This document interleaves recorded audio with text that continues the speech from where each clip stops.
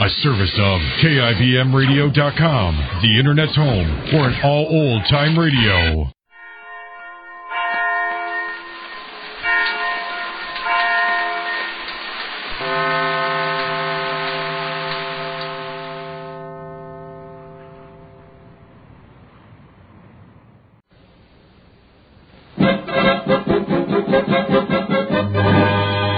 Jerry of the Circus.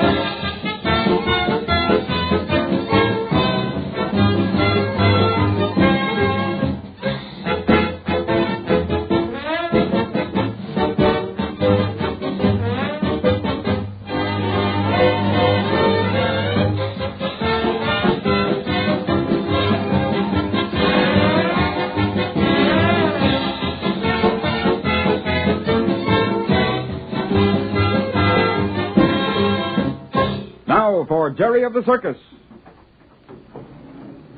Well, Sergeant, the boy's locked up for the night, but I doubt if he'll sleep much. Taking it pretty hard, poor kid. I sure hate to lock up a youngster like that. Yeah, seems like a nice enough kid, too. Bad business, though, letting a young boy like that loose on the streets at night. Sure was funny how he kept insisting he belonged to the circus. I almost believed him. Might have believed him myself if I hadn't remembered that report. Yeah. That O'Brien woman sure described him. I guess he's the boy she's looking for, all right. He was probably hoping to skip with the circus when it pulls off tonight. Poor kid. It was a pretty good story he told. Yeah, but not quite good enough. Hello. Are you the sergeant? Yes, sir. Jason's my name. I'm with the Randall Brothers Circus. Mm-hmm. I'm looking for one of our boys. Can't seem to find him anywhere, and our train leaves in just 20 minutes. Can you give me some help? What kind of a boy? What's his name? He's just a youngster. His name's Jerry Dugan. Jerry Dugan? Yeah, have you seen him? Seen him? We got him locked up. Locked up? For what? What's he done? Well, we're not sure that he's done anything, but Officer Rooney here picked him up a little while ago. He was roaming around town whistling for his dog. Well, there's no harm in that, is there? No, but I checked through the missing persons files and find the answer to the description of a boy a woman has preferred charges against, a Mrs. O'Brien. Charges against Jerry? For what? Seems he disappeared or in a board bill. Oh, but the boy belongs with the circus now. Yeah, that's what he said, but... He just joined us today. Mr. Randall, the owner of the circus, can vouch for him. He was a great friend of the boy's father. That's why Randall took Jerry on. Gee, it's late. We've got to make that train. Sorry, but I guess you'll have to stay locked up for the night. Listen, Sergeant, can I see the boy? Just for a minute. I want to make sure he's the right one. Well, all right. Tom, bring Jerry Dugan in here. Yes, sir. Now listen, Sergeant. Exactly what is the complaint against this boy? Well, this Mrs. O'Brien claims he owes her for a couple of weeks' board and room. Seems she's been trying to get the authorities to find him, with the idea of putting him in an orphanage. Orphanage? Jerry? Listen, Sergeant. If I pay the bill in cash... Well, we'll see when it comes up in court tomorrow. But we've got that Quetzat train in, good heavens, 15 minutes. Sorry, but I guess I can't help you. But if you'd call this woman on the phone now... At 3 o'clock in the morning? Oh, I know it's irregular. Irregular? It's crazy. Sergeant, supposing you had a son and he was in trouble, but some responsible people wanted to take care of him. Now, if I pay the bill and this woman agrees over the phone to withdraw the charges, well, she won't have any reason to hold him. It sounds simple, but at this hour... Please, Sergeant. It may mean a real future for the boy. I know it's asking a lot, but... It sure is. But by golly, I'll try. Now, where's her phone number now? Let me see. I've got it right here somewhere. Here he is, Sergeant. Jason! Jason! Jerry Dugan. You monkey, what kind of a mess have you gotten yourself into now? Well, I was just looking for Rags. I had to find him before we left town. I was heading for where we used to live, and, well, this policeman arrested me. Gosh, look at the time. How about it, Sergeant? I don't know. Phone's ringing, but she's probably so sound asleep that... Oh, hello. Hello there, Mrs. O'Brien? Yeah, just a minute, Mrs. O'Brien. This is the police station. Yeah.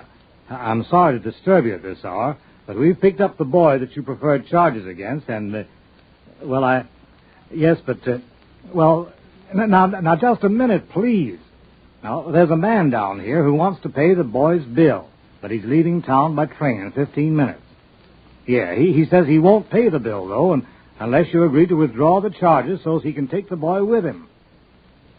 I say he refuses to pay the money unless you're willing to withdraw the charges. Yes, cash. You agree? All right, then. Come down in the morning, sign the release, and I'll turn the money over to you. And thank you, Mrs. O'Brien. It hung up on me.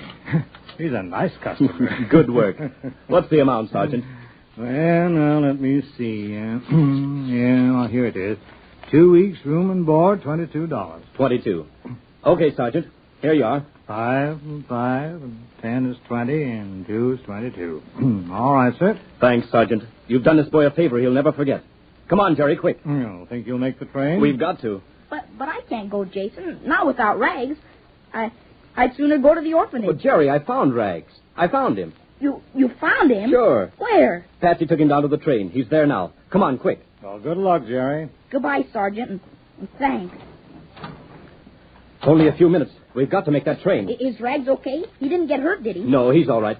Here's the cab, Jerry. Hop in. Driver, back to the station and step on it. Yes, sir. Yeah, Rags is okay, but he must be kind of sick. I tried to feed him several times, but he wouldn't eat. Of course not. He never eats anything unless I give it to him. Dad and I train him like that. Oh, then that accounts for it. I never saw a dog that wouldn't eat if you offered it some meat. Well, where was he, Jason? Where'd you find him? He was having the time of his life digging around those ashes after the fire. Oh, gee whiz. And I looked all over for him. I'm sorry I caused you so much trouble. Forget it, Jerry. Any boy that likes his dog that much must have something pretty real, way down deep.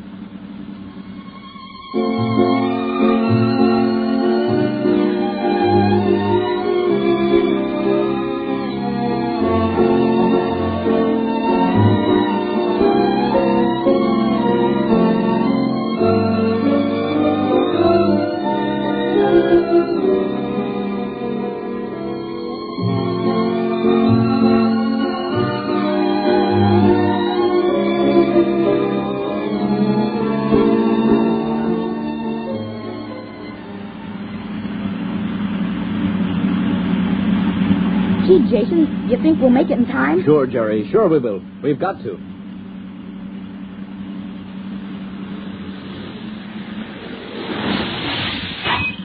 Here's the station.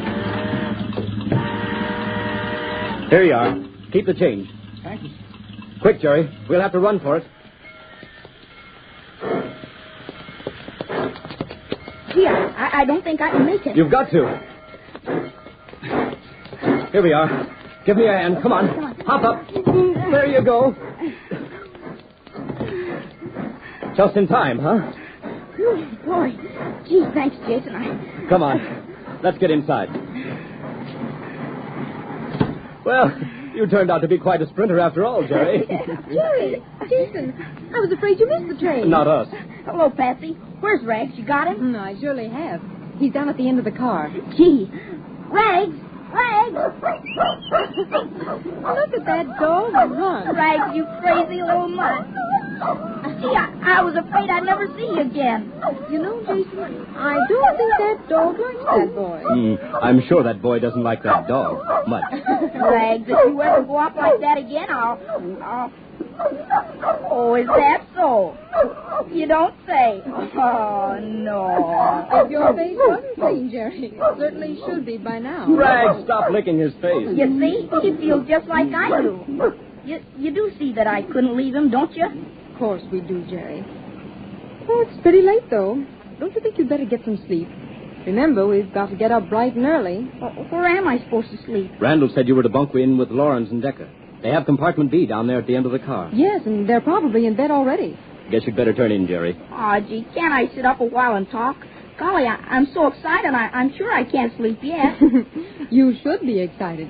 You join a circus, put your dog in an act, and help put out a fire, lose your dog, and get in jail all in one day. Well, it's been a big enough day for me. I'm turning in. Oh, excuse me. The Sandman is certainly calling me. Well, see you in the morning. Oh, say, Jerry. Yeah? I mailed that letter to Dad and asked him if he knew anything about your uncle. Oh, you did? Mm-hmm. Gee, thanks, Patsy. Good night. Good night, Jerry. Good night, Jason. Night, Patsy. Well, Jerry, we're on our way. It'll be another year before we play Midvale again. Guess you're not sorry to leave, are you? Nope, I'm glad. I was awful lonesome after Dad died. I know. But time is a great healer. And you're going to find a lot of happiness, Jerry. You've got a big life ahead of you. Here comes Lorenz. So he wasn't in his room. Stop growling, Rags. I never knew him to growl at anyone like that before. Rags, behave. Growling at me again, eh? I thought we had good riddance of this dog. So you found the kid, too, eh? Yeah, found him just in time to make the train. Well, I turn in now. Well, I'll be in soon. Don't hurry on my account. Where is the school? E, D, C, B. Here it is. This is my room. Decker! What you doing with that gun out? I don't know. I told you to keep your hands off that gun. I'm sorry, That boy will be in any moment. But you got a craving for guns? You get us in trouble yet. I'm sorry, Lorenz. I'm just looking at it. It's a fine pistol. It will serve the purpose if it is not discovered before we have a chance to use it. Here, I put it away. It won't happen again. You'd better not. I guess I hide it from the baby who likes to play with guns. Now, listen. Decker, get this straight before the kid comes in. Everything will work out if what? If we are careful and follow the plan. Now, tomorrow is payday. Yes. Bennett will bring money to the office wagon as usual. Yes? Now, here's what we do. I file the lock from the office wagon. Then I go inside and wait for him. You watch outside, and when... Careful. Try not knock, huh? Well, I... Snooping at the door, huh? What do you hear? Nothing. I just came in. I didn't hear anything. Honest. He wasn't snooping, Lorenz. How are you, Jerry? Well, and Red. Glad they found you? Thanks, Decker. I guess I better get to bed. Oh, there's your bunk over there. Yeah. Come on, Rags. Up you go. I haven't got any pajamas. Guess I'll have to sleep in my shirt tonight. Well, good night. Good night, Jerry. Have a good sleep. Oh, this bed feels good.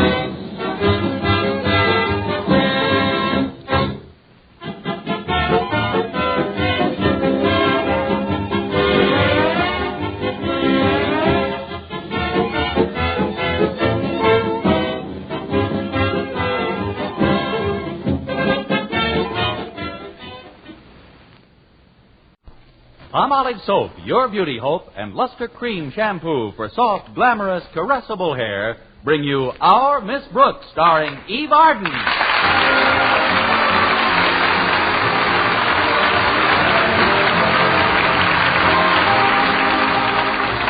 Our Miss Brooks teaches English at Madison High School, and what with the overcrowded classrooms and a rather rigorous schedule, has had a pretty busy time during the past semester. But not busy enough, evidently, to suit Mr. Osgood Conklin, Madison's beloved warden, a principal. Just recently, Mr. Conklin organized a school banking system. And who do you think was selected for the honor of handling this noble project at no increase in salary? Well, it wasn't Barney Baruch. I've had to take care of all the records single-handed. Oh, I'm not complaining. I think it's admirable for people to be saving and frugal, especially if you've got something to save. But I didn't count on the complications that set in last week. It seems that after school Thursday, I had $25 of the students' money in an envelope, which I placed on the dresser in my room at Mrs. Davis's. I intended to deposit it Friday morning and had asked Mrs. Davis to wake me at the usual time. I was sleeping very heavily when she knocked on my door. Connie? Oh, Connie. Connie, are you in there? No, I'll be back in 15 minutes. Come on now, Connie. You've got to get up. Why? To go to school. I graduated from school a long time ago. Well, not such a long time ago.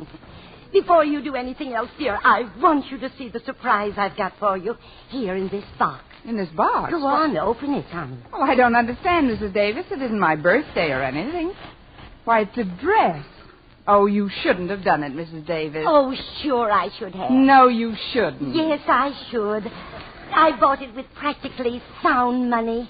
Found money? Yes, I found it on your dresser yesterday.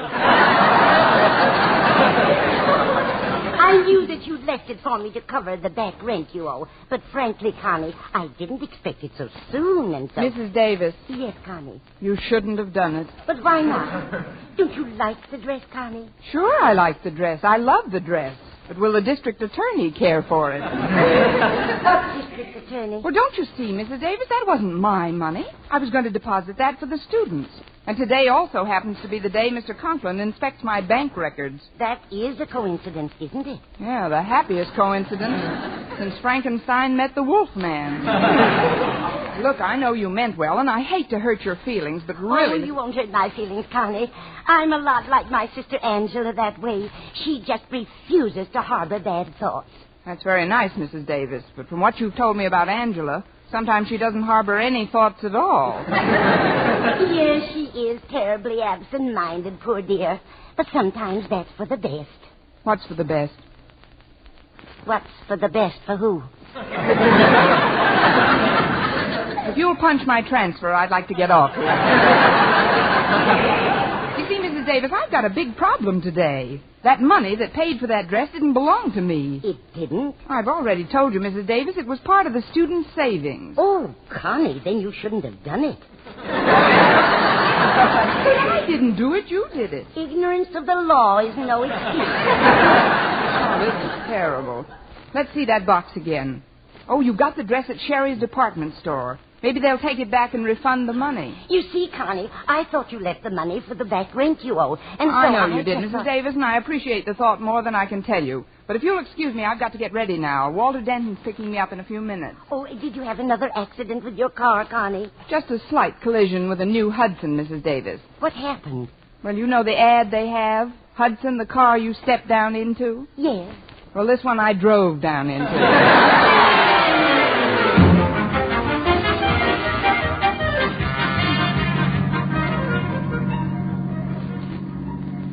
Do you know how to get to Sherry's department store, Walter? I've got to stop there for a minute. Oh, sure, Miss Brooks. I'll get you there in no time. By the way, how do you like the car today? The car? Oh, it looks fine, Walter. I polished all 4 fenders the other day. Well, I'm sure that'll improve the appearance of...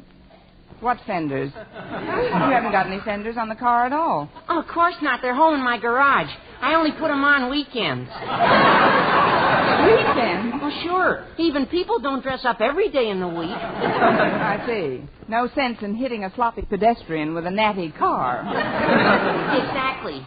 You know, human beings are a lot like cars if they only stop to think about it. Take yourself, for instance. The way you look this morning. I know. Stanley Steamer. I'm only trying to be helpful, Miss Brooks. You look a little worried about something. Is there anything I can do? Nothing I can think of offhand, Walter. Just keep it under your hat. You keep what under my hat? The information you're going to worm out of me by the time we get to Sherry's. Oh. Well, what is the information? It's about the school banking system. Oh, that. I know that's a big pain in the neck to you, but that's nothing to get depressed about.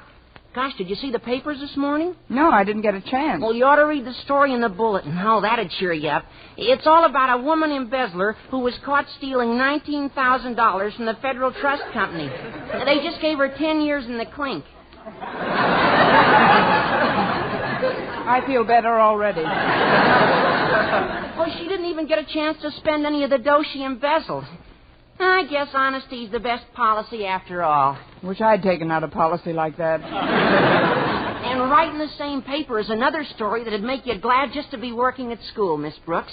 It's about conditions in the state reformatory for women. No good, huh? Deplorable. Oh, they make the poor inmates mop the floors all day long. And if they haven't got any mops, which they usually don't have because they're so short of everything, why, then the women have to mop the floors with their hands.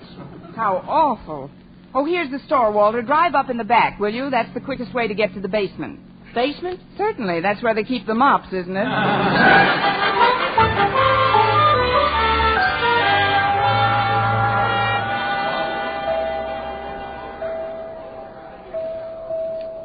Let's see now. Adjustment office. This must be it.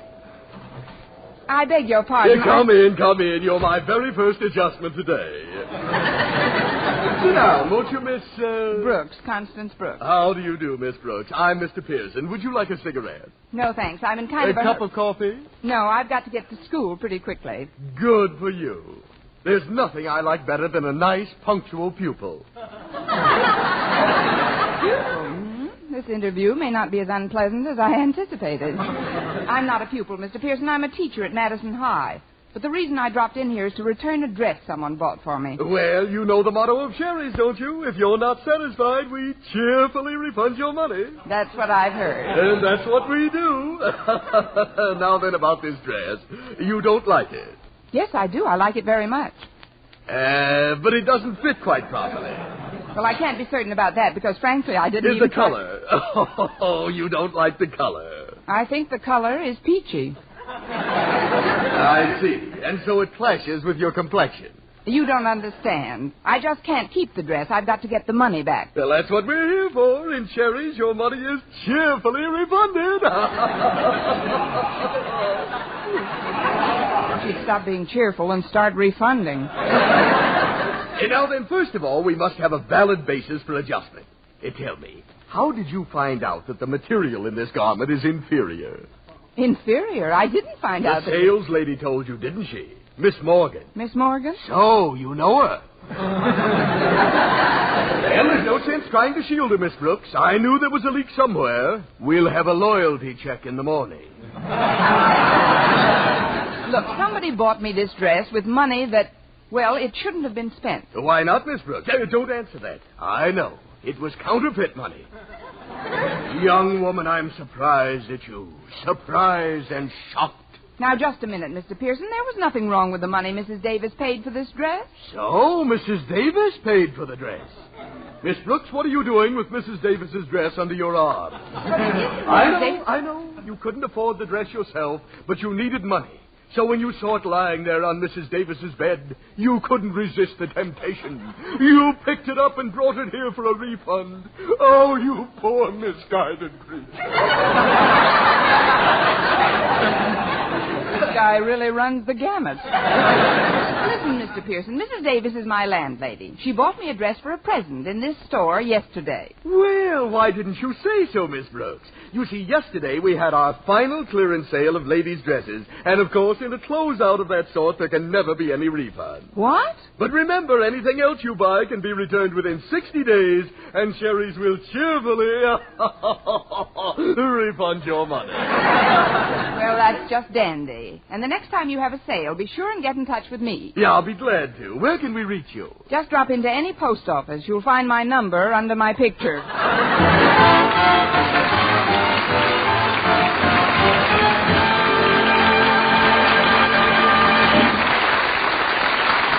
Our Miss Brooks, starring Eve Arden, will continue in just a moment. But first, here is Vern Smith. Ladies, what's your complexion problem? My skin's so dingy. Mine's oily. My skin's dull, coarse-looking. Doctors have proved that many complexion problems respond wonderfully to proper cleansing with Palmolive soap, regardless of age, skin type, or previous beauty care. Oily skin looks less oily. Dull, drab skin fresher and brighter. Coarse-looking skin appears finer. Even tiny blemishes, incipient blackheads disappear or improve. To win such complexion improvements, simply use Palmolive soap. Nothing but Palmolive, the way doctors advise. Wash your face with Palmolive soap 3 times a day. Massage with Palmolive's wonderful beauty lather for 60 seconds each time to get its full beautifying effect. Then rinse. Look for improvements in your complexion within 14 days. For remember, 36 doctors, leading skin specialists, advise this way for 1,285 women with all types of skin. Young, old, dry, oily, normal, and proved it could bring lovelier complexions to 2 out of 3. So forget all other beauty care. Use Palmolive soap the way these doctors advise for a fresher, brighter complexion. For loveliness all over, use big, thrifty bath size Palmolive in your tub or shower.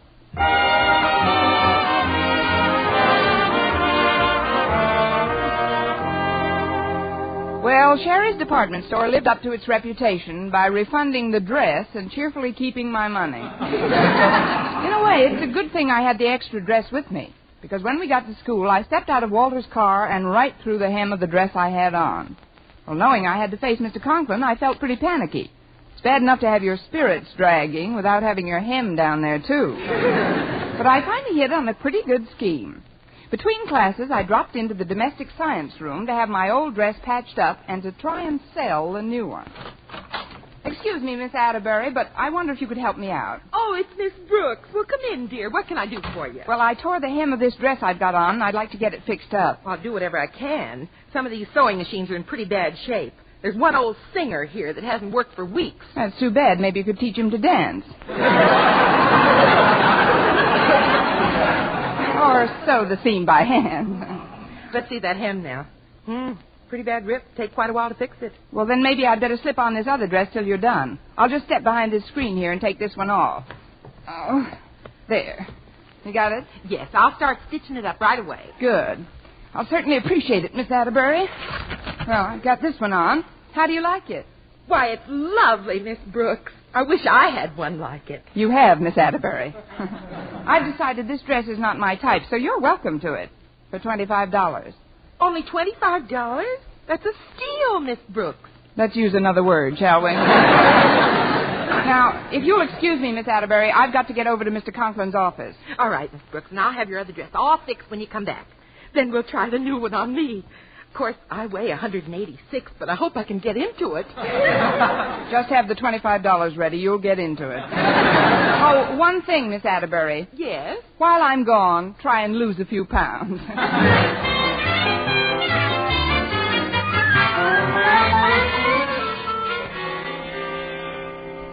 Now, see here, Harriet, just because you're my daughter doesn't give you the privilege of taking time off from your study period. As principal of this school, I must... Daddy, it'll only take a minute. I just want your permission to withdraw $3 from my school savings account. I've just got to have a new sweater. Harriet, it distresses me to hear you talk this way.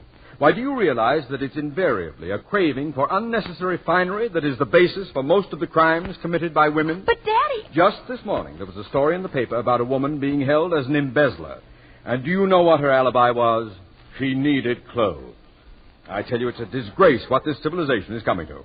Show me a well-dressed girl who has only a moderate income, and I'll show you an embezzler.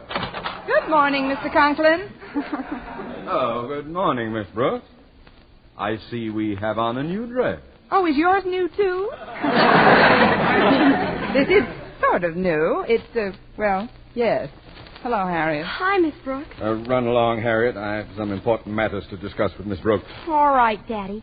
We'll take my matter up later on, huh? Dismissed, girl. Yes, sir. Now then, Miss Brooks, have you brought all the student banking records with you? Well, not exactly all of them, Mr. Conklin. Then how many? None of them. You see, I wanted to double-check some of the items before you and I did the final recap, and, What are you trying to tell me, Miss Brooks? Oh, I'm not trying to tell you anything, Mr. Conklin. The less, the better. You see, there's one more deposit I've got to make today before the records tally. Very well, Miss Brooks. I'll wait until lunch period. We'll have a long lunch period, Mr. Conklin. It may take me quite a while. To do what, Miss Brooks? To start a pyramid club. See you later, Mr.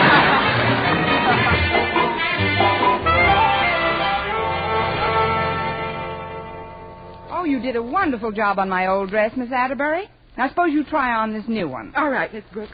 But I'm so much heavier than you, I hope I can get it on. Oh, you'll get it on easily. If I have to smear you with butter. Now, off with the old, and on with the new. Lift your arms. That's a good girl. Now, down over your shoulders. Fine. Past your waist. Good. Now, past your... There. Oh, it fits you like a glove, Miss Atterbury. Feels like I'm standing in the pinky. Well, close the zipper along the side. The zipper? All right. Oh, it won't move. Oh, nonsense. Take a deep breath. Now hold it. Oh, there we are. When can I breathe out? Oh, don't be a child. You look lovely in it, Miss Atterbury. Thanks, Miss Brooks. But I can't hold my breath any longer. What happened? Nothing much. The zipper just returned to at ease. You know, that's what I like about this dress, Miss Atterbury. It brings out the real you. God love you. I guess we will have to alter it a little, but if you'll just give me that $25 now, I'd like to go and Just a minute, Miss Brooks. I don't know if I want to buy this dress right now. Here, let me take another deep breath. The latest thing, plunging neckline. You know, the fashion experts say that necklines are going further south every year. I know. Of course, this one's on its way to Mexico City. But I'm sure the dress can be made to fit you. And I'm sure it can't, Miss Brooks. We just weren't made for each other. Help me get it off, will you? All right, Miss Atterbury, but you're overlooking a great buy. After all, breathing isn't everything. Let's get it off. There you are. I've got an idea. Why don't you dye the dress? Dye it? What color? Flesh color. Then you wouldn't have to worry about the zipper. No, I guess not. Oh, there's the lunch period. I've got to hurry over to Mr. Boynton's laboratory. Oh, did Mr. Boynton invite you to lunch, Miss Brooks? That's why I've got to hurry. He's just going to.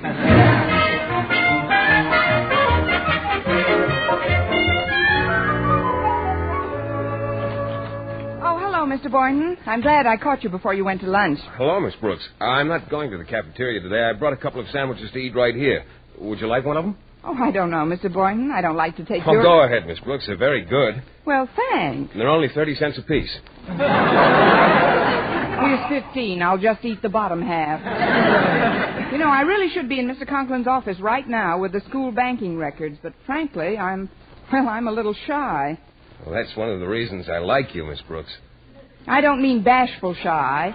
I mean come to the station house shy.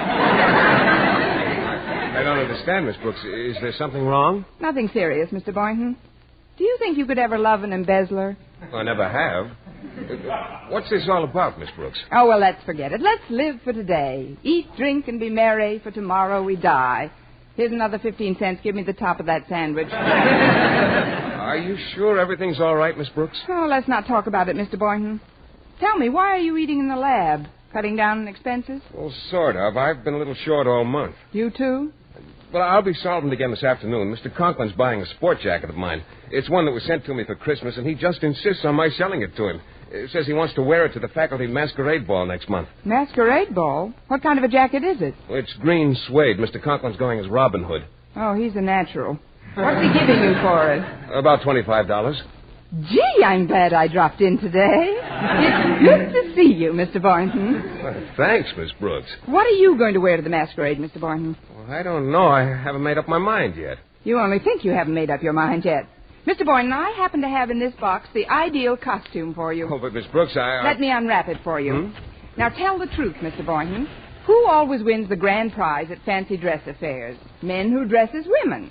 Men who dress as women. You're so right, Mr. Boynton. Now, take your jacket off. But I don't Now, want that's to... a good boy. Just slip this dress on for size. Oh, but Miss Brooks, I'll never be able to get into If it. Miss Atterbury could get into it, you can get into it. Now, come on, right over your head.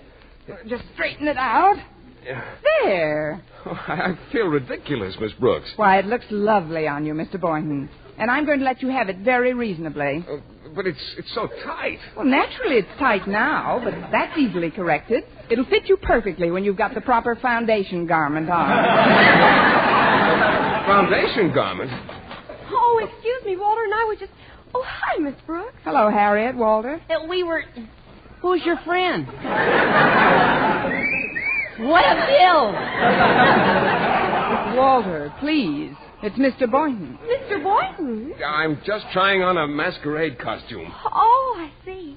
Well, the reason we were looking for you, Miss Brooks, was to tell you that Daddy wants to go over those school savings records right away. I know he does, Harriet, but I haven't been able to make a certain deposit yet. However, as soon as I sell this dress to Mr. Boynton... Oh, I'm afraid I can't buy this, Miss Brooks. It's just not my type of costume. Oh, but Mr. Boynton is... Wait a minute, Miss Brooks. If Mr. Boynton doesn't want the dress, maybe my mother will buy it. I know she's been saving up for one. Really, Harriet? Do you think she'd like it? Why, I think so. Would you mind modeling it for me, Mr. Boynton? Modeling it? You know, walk up and down with your hand on your hip. I had to do that once when I first joined a fraternity. No, but this is absurd. Please, Mr. Boynton, just a few steps. Well... A pretty girl is like a melody that haunts me. There you are, Miss Brooks. Oh, hello, Mr. Conklin. Hi, Mr. Conklin. Hello, Mr. Conklin. Hello, Miss Boynton. Now then, Miss Brooks, I have been expecting... Mr. Boynton! I was just trying it on for size, Mr. Conklin, but... I know this is a biology laboratory, but what kind of an experiment is this? The masquerade, Mr. Conklin. I don't want to hear any more about it. I presume you still haven't prepared the school savings record yet? No, I haven't, Mr. Well, Conklin. I'll be tied up for the rest of the day, but bring them to my home immediately after school. And they'd better balance. Let's see now, where were we? Oh, yes. She will leave you and then come back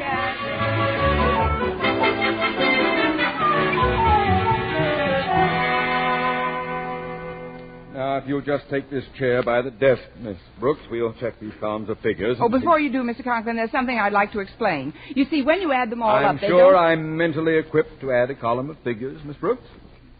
6 and 8 of 14, 9, 23, Yeah, 7 good. please, Martha.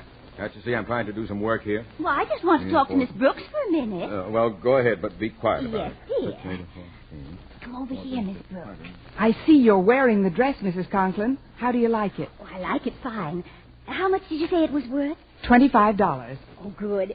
You'll never guess where I keep my money, Miss Brooks. Not in the school savings bank, I hope. No, it's in the sugar bowl. I'll go and get it for you, Miss Brooks. Miss Brooks, come here this instant. Yes, sir. Hurry, Mrs. Conklin. Now sit down, Miss Brooks. I've added these figures very carefully. 3 times. And I still get the same total. I know. There's $25 missing. You knew? That's what I was trying to explain, Mr. Conklin. You see, that was the money I didn't deposit. But why not? Well, it was used for something else. Something else? But that was a sacred trust, Miss Brooks.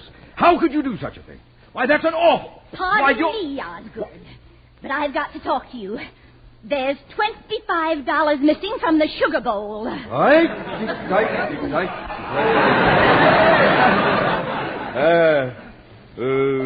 From the sugar bowl? Only you and I knew that money was there, Osgood.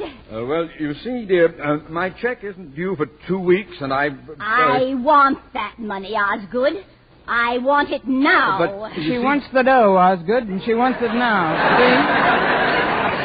What? Oh, well, I mean, not just anyone can play in the Sugar Bowl. You've got to be invited by the Southern Conference. Of course, this year the Rose Bowl. I'll get it. Oh, come in, Mr. Boynton. Oh, hello, Mrs. Conklin. Oh, good afternoon, Miss Brooks. Hello, Mr. Boynton. Well, here's that jacket, Mr. Conklin. I must say it's a good buy for only $25. Jacket? I meant to call you about that, Boynton. I've decided against buying anything for myself. I want to surprise Mrs. Conklin with a little gift. A new dress. Surprise!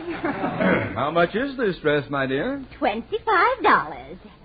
I just happen to have that amount on me. Here you are, my dear. Thanks. Here you are, my dear. Thanks.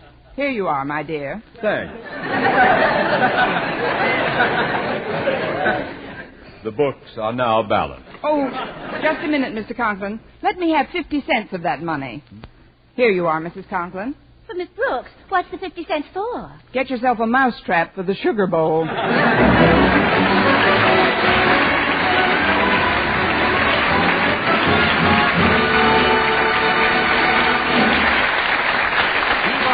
our Miss Brooks returns in just a moment. But first...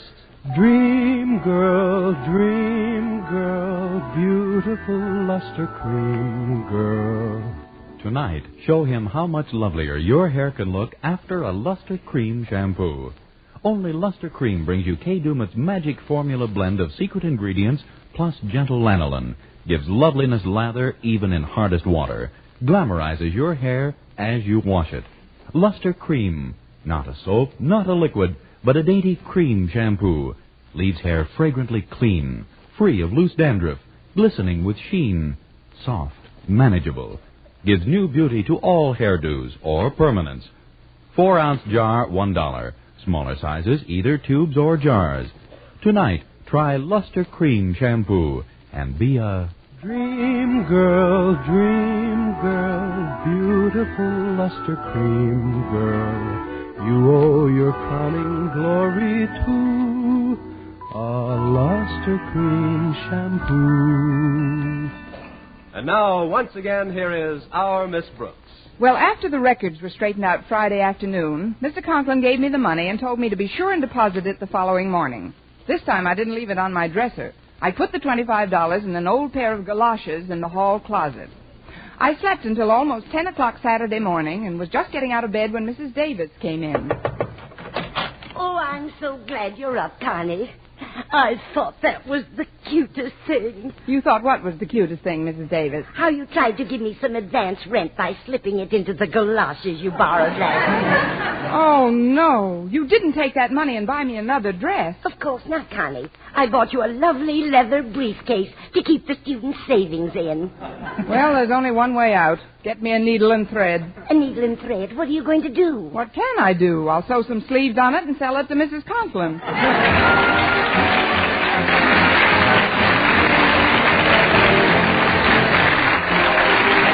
To another Our Miss Brooks show, brought to you by Palmolive Soap, your beauty hope, and Luster Cream Shampoo for soft, glamorous, caressable hair. Our Miss Brooks, starring Eve Arden, is produced by Larry Burns, written and directed by Al Lewis, with music by Wilbur Hatch.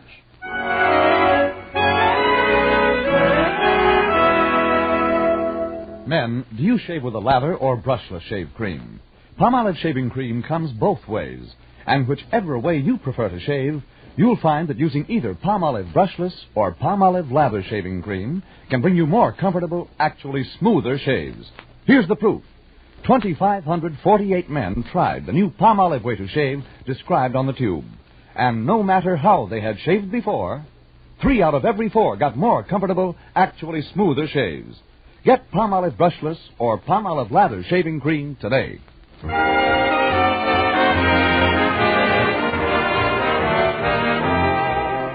For mystery liberally sprinkled with laughs, listen to Mr. and Mrs. North, the exciting, fun-packed adventures of an amateur detective and his beautiful wife. Tune in Tuesday evenings over most of these same stations. And be with us again next week at this same time for another comedy episode of Our Miss Brooks. Bob Lamont speaking. This is CBS, the Columbia Broadcasting System.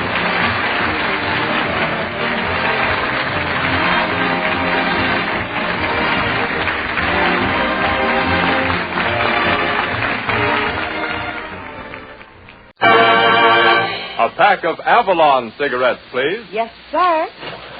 Oh, just a moment, sir. Don't forget your change. You never guessed, but Avalon's cost you less. So why not always Avalon? With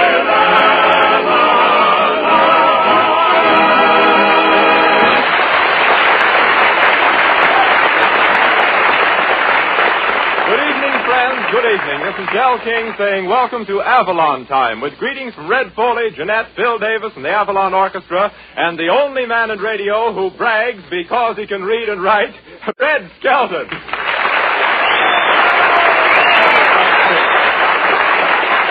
Thank you very much. Thanks a lot. Good evening, ladies and gentlemen. Skelton, did you go to the Lewis and Roper fight? No, I didn't go. I don't think I missed much either. I was talking to Roper, and he said he's sorry he went. I kind of feel sorry for Lewis, though. He don't get a fight much anymore, but at least he gets around. I used to be a fighter. Skelton, you never fought in your life. Say, microphone, you're making so much noise I can't hear what I'm saying. You ain't missing anything. I feel great tonight. I've been out playing golf all day. I shot a 73. Boy, it's the toughest hole I ever played. Now, I really played 19 holes. There's only 18. I took another one. Oh, what a golfer I am. Good evening, folks. A little late there. See, I'm really a golfer. They call me the Hazard Kid. I was on the fairway once last season. I was in one bunker so long that a guy came around and handed me a paycheck. He thought I was working there. Again, every time I'd take a swing at the ball, I dug a hole deeper. I dug a hole so deep I came up with a Chinese accent. On the third hole, my ball went right into a spinach patch. It took me 8 strokes to get out of the roughage. On the 10th hole, I thought I saw a snake, and I picked up a stick to hit it, and I fainted. What I hit was a stick, and what I picked up was a snake. On the 11th hole, I got a birdie. Boy, I was kind of proud, too. That's the first time I ever got a birdie without telling a joke. You don't meet a lot of important people playing golf, though. I met Sally Rand. She plays a good game. In fact, she goes around in nothing. But, you know, there's nothing like getting up every morning at 6 o'clock and going out and playing 18 holes of golf and come back in and take an ice-cold shower. Of course, I don't do it. I only read what's here on the paper. Well, I've been up here teeing off long enough, so I'll step aside and let Red Foley play through with a cowboy and the lady. Hit it down the fairway, fella. You got a lot of nice people waiting to caddy for you.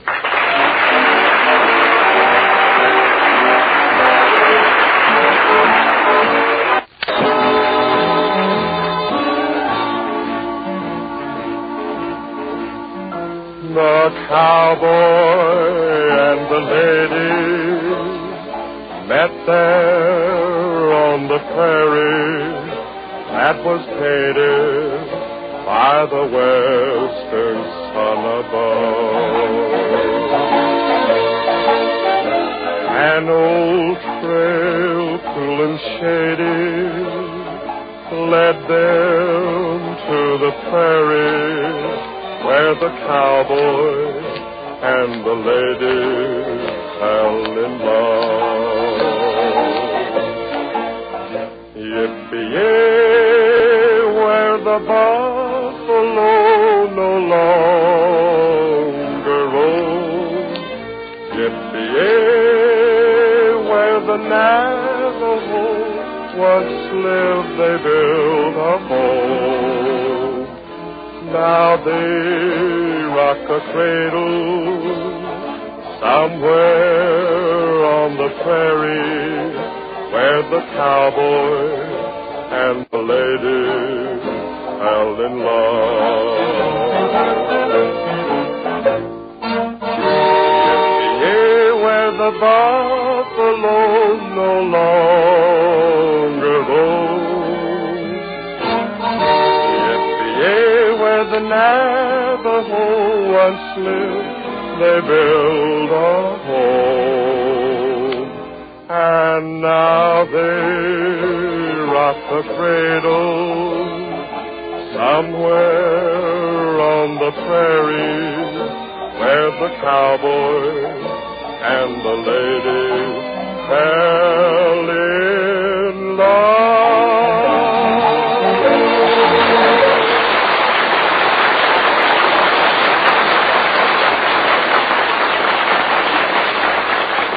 Ladies and gentlemen, here's a statement that means a great deal to any smoker. Yes, it's practically the same as putting money into your pocket. Avalon cigarettes, highest quality cigarettes, cost you 3 to 5 cents less per pack than other popular price brands. Think what that means, friends. It means you can have all the high quality you demand in your cigarettes and still save 3 to 5 cents on every pack. And make no mistake about it, that systematic saving of several cents on every pack of cigarettes you smoke means many, many dollars saved a year. Now, please get this point. You can pay more, but you can't get finer quality cigarettes than Avalon's. They're 100% union-made from the world's choicest Turkish and domestic tobaccos and blended with a skill that cannot be surpassed. You'd never guess they cost you less. You have everything to gain. So give Avalon's a trial tonight.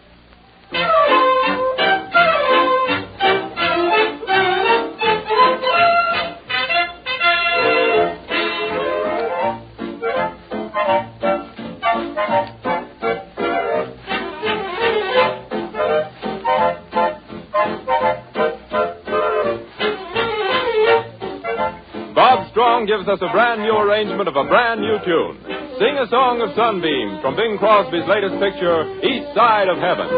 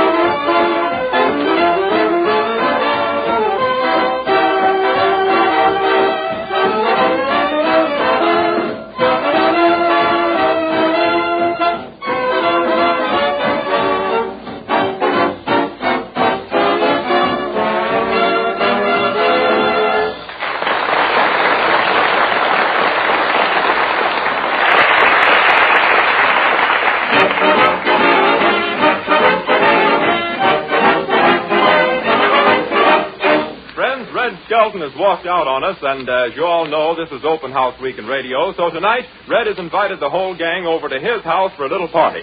Now, maybe if we hurry, we can catch up with him. Yeah, he and Miss Stillwell are right in front of the house now. Well, here we are. Boy, this is the kind of a house I've always dreamed about. So have I, only I call them nightmares. Yeah.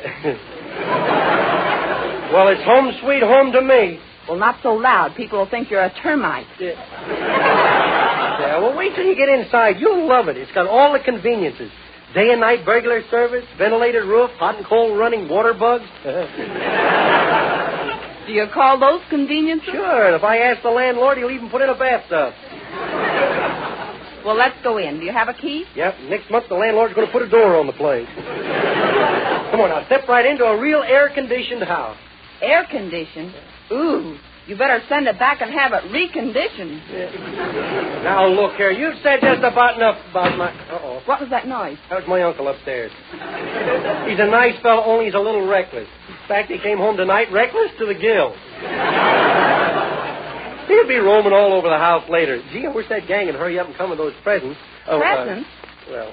Did you tell them this was your birthday? Well, not exactly. I didn't say it was my birthday. I said, I hear a screwball celebrating 2-day birthday this week, and can I help it if they think it's me? Well, gee, oh, look, here comes the whole crowd together. Hiya, Phil Davis. Hiya, skinny fan. Say, what kind of a tough neighborhood is this? I stepped into a drugstore to get weighed, and a scale chased me 3 blocks. Don't let it worry you, Phil. Let me have your coat. Hey, it's a nice-looking coat you got here. Yeah, it's all wool. And a yard wide. Well, here's a present I brought for you, skinny pants. Gee, Phil, you shouldn't have done it. Oh, no, you shouldn't have done it and got your head knocked off. Say, I think I'll roam around the house, skinny pants, and see if I can find some groceries. Okay, Phil, if you find any, let me know, will you? Boy, everybody eats like things are free. Mr. Skelton, I believe. The landlord. You're just the guy I've been looking for. How did you find the house, Mr. Skelton? Well, I ride an hour on the bus, walk 3 miles, push aside a few weeds, and there it is. But you have no complaints. I shouldn't wonder. Yeah, listen, I got plenty to complain about. The first thing's that breakfast nook. Why, that thing's so small, I gotta use condensed milk in my coffee. Oh, that's nothing at all. The last tenant swallowed an olive in that breakfast nook, and they had to operate to get him out. There's another thing. That roof leaks like a sieve. It does? Yeah. Then I'll have to charge you $3 extra for a shower bath. Yeah. You wouldn't dare. Another thing, that cellar's half full of water. That'll be $5 extra for a swimming pool. And you better quit. You're complaining yourself right into bankruptcy. Oh, this is your pretty little secretary, I believe. My, but you're beautiful. Where did you get such big, rosy cheeks? My father used to be a glass blower. Well, I must be going now. I must be going. I want to sell a friend of mine a beach umbrella. I love to put over a shady deal. Yeah. That guy's silly. Say, hiya there, Skelton. Hiya, Foley. Say, Skelton, here's a present for you. A nice pair of pajamas. Oh, gee, thanks a lot, Foley. Say, by the way, do you have a charge account at Stacy's department store? Why, no, I haven't. Well, you have now.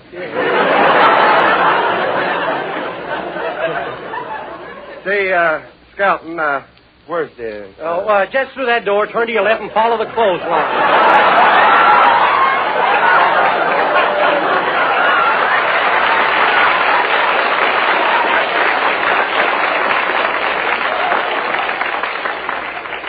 Oh, hello there, Mr. Skelton. Oh, hiya, Hercules. You look tired. Kind of loose and limp. Oh, I took a bath tonight, and I can't do a thing with me. Oh, here's your present, Mr. Skelton. I don't know whether you'll like it or not, but I brought you a picture of me. Oh, Herky, that's swell. A picture of you sure is a nice present. What else you bring? Good heavens. My. Why, isn't the old clown mercenary? Say, how do you like my house, Herky? Well, I'm telling you when words simply fail me, so I'll use letters. P.U.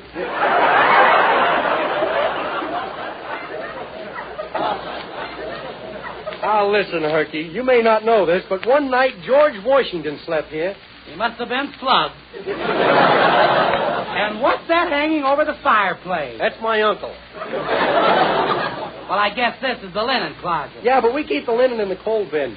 In the coal bin? Yeah. Well, where do you keep the coal? Well, we keep the coal in the china closet, and we keep the china in the bread box.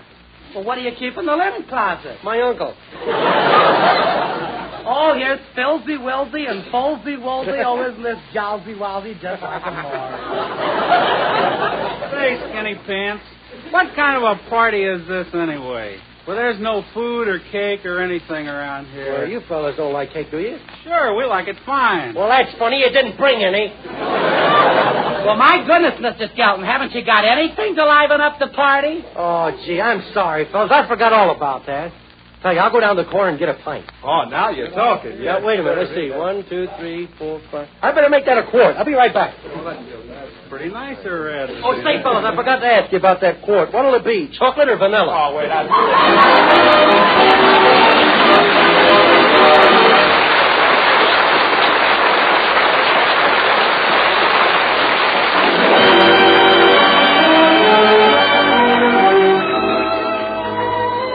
Jeanette sings the plaintive lover's lament, Be Still, My Heart. Be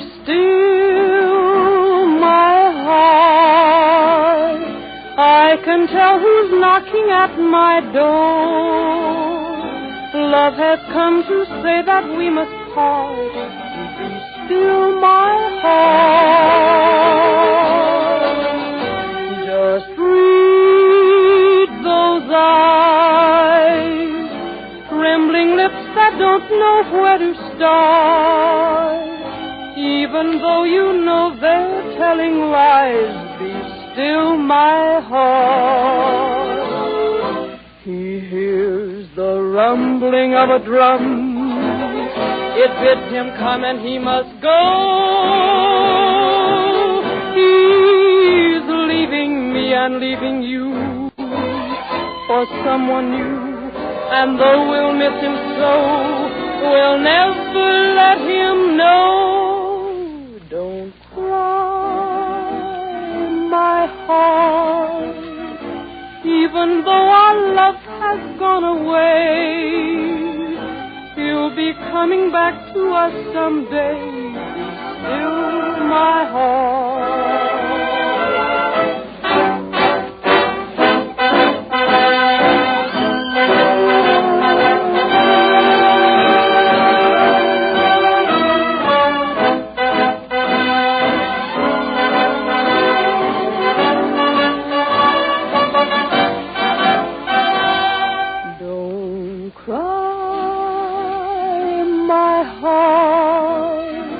Even though our love has gone away, he'll be coming back to us someday.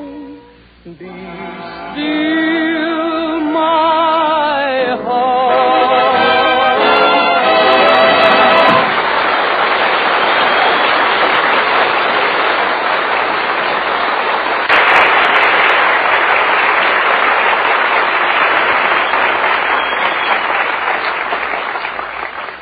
I'm little Sir Echo Lum-Tum, Lum-Tum. Hello, Skelton. Hello, Skelton.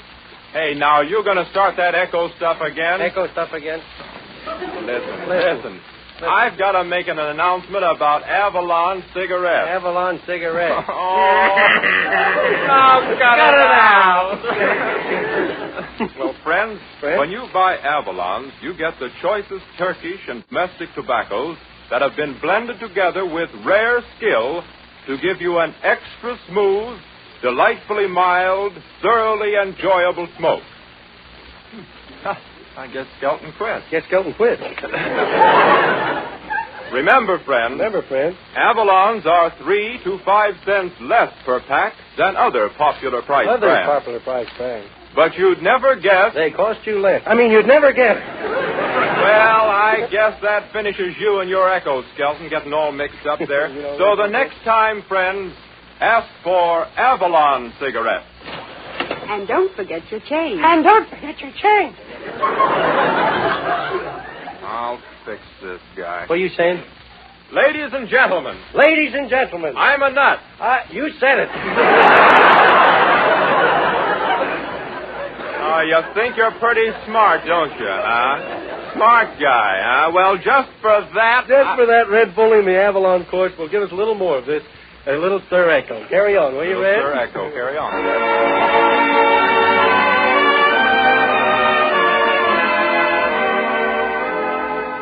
Little Sir Echo, how do you do? Hello.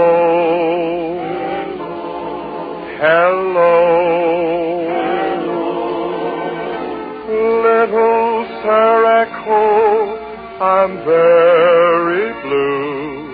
Hello.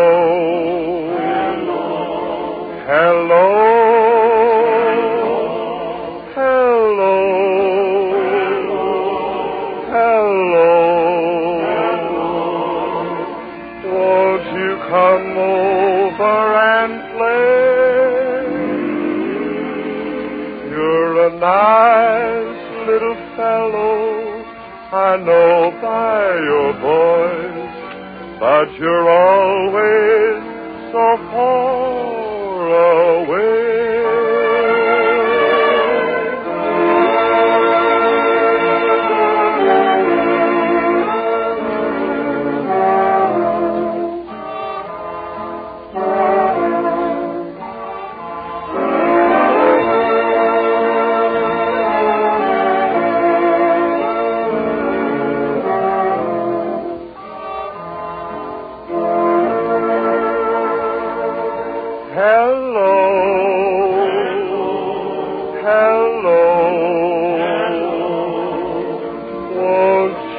come over and play.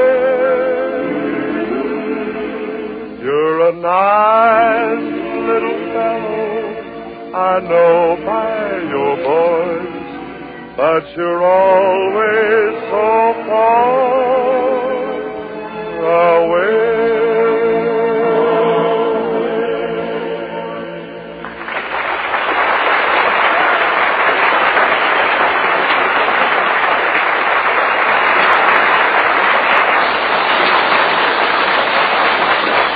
And now, for that Gaga Saga, a story of one of Red Skelton's ancestors, Robin Hood Skelton.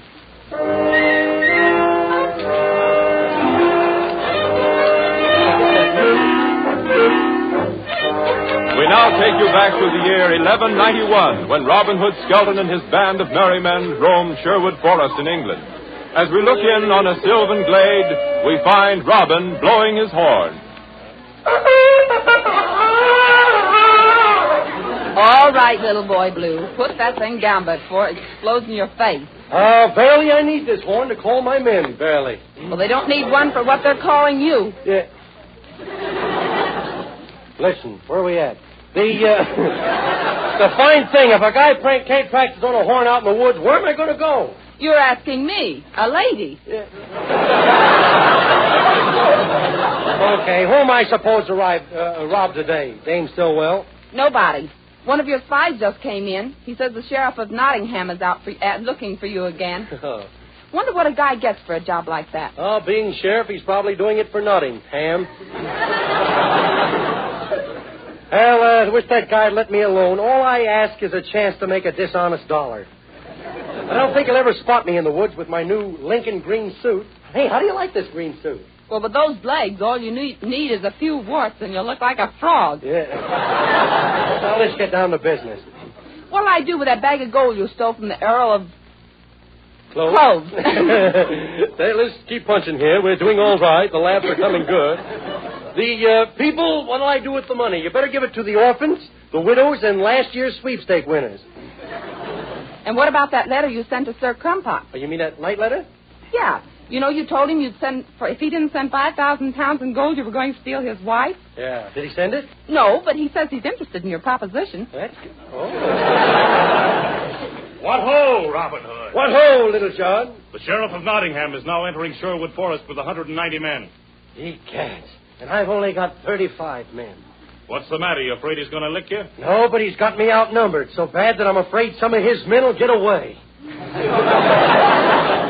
Chop down some of the trees. That'll hold them back. That's no good. As fast as we chop them down, they chop them up. Yeah.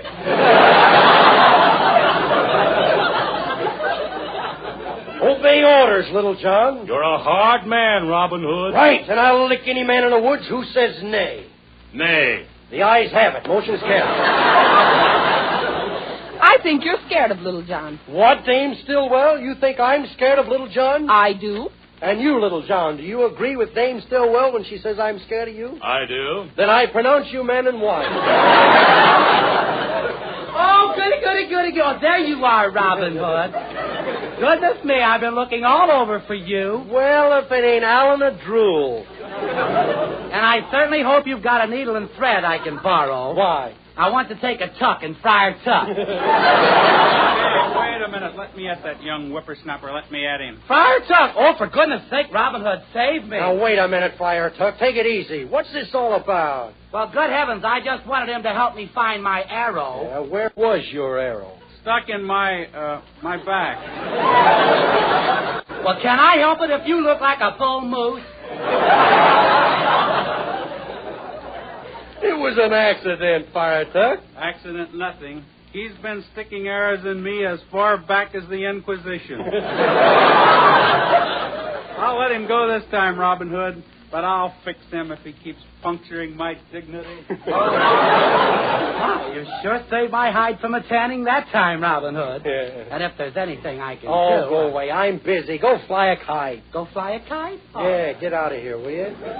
What are we going to do about the sheriff, Robin Hood? You better station some of my archers in the trees. They can't climb trees. They keep falling out. Well, then let them stay on the ground. I can't have the people to say that Robin Hood has falling archers. Hand me my horn, Dame Stillwell, so I can call me merry men. Hail, my trusty yeomen. Yes, yes. Soon we'll be going into action, my yeomen. Yes, yes. Hey, wait a minute. What are yes men or yeomen? Mice, eh? You ain't kidding me. I know a rat when I see one. Get your bows, and all of you get stationed, ready for action. Hey, somebody's taking the string from my bow. My bow string. Yeah, it's the string is gone from my bow, too. Oh, Robin Hood, look, I'm doing it.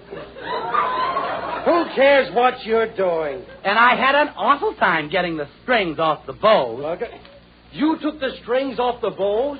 Well, for goodness sake, didn't you tell me to go fly a kite?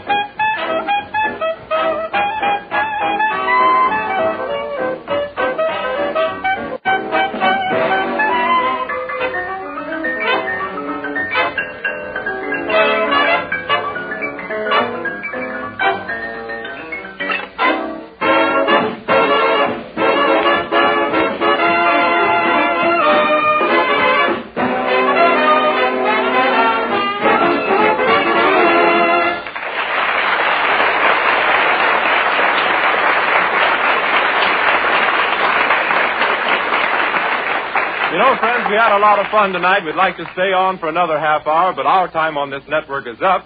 So all we want you to do is remember this. When you ask for Avalon cigarettes, don't forget your change. Yes, Avalon cigarettes, dear friends, cost several cents less than others. You too can save this difference like all of us Avalon brothers. Each pack is wrapped in cellophane, each pack is union made. No wonder folks from coast to coast say Avalon sees a parade. So why not always travel on with Avalon?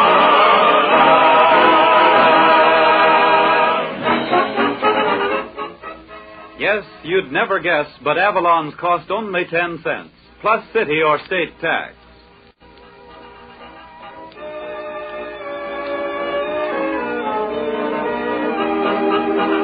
Ladies and gentlemen, we'd like to thank you for listening to Avalon Time. And next week, bring along a friend and try an Avalon. Thanks a lot.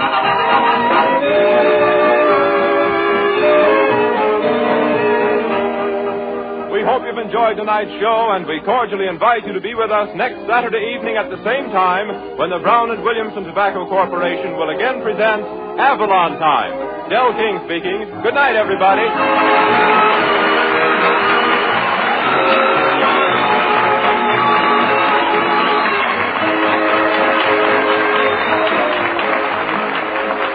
Avalon Time originated in the studios of the Nation Station and is reached you through the National Broadcasting Company.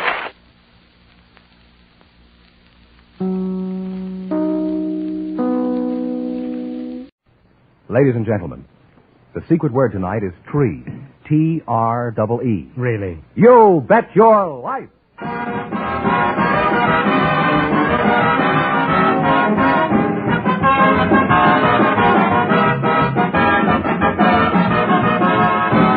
The DeSoto Plymouth Dealers of America present Groucho Marx in You Bet Your Life, the comedy quiz series produced and transcribed from Hollywood. And here he is, the one, the only... That's logical. This is National Pickle Week. Oh, that's me, Groucho Marx.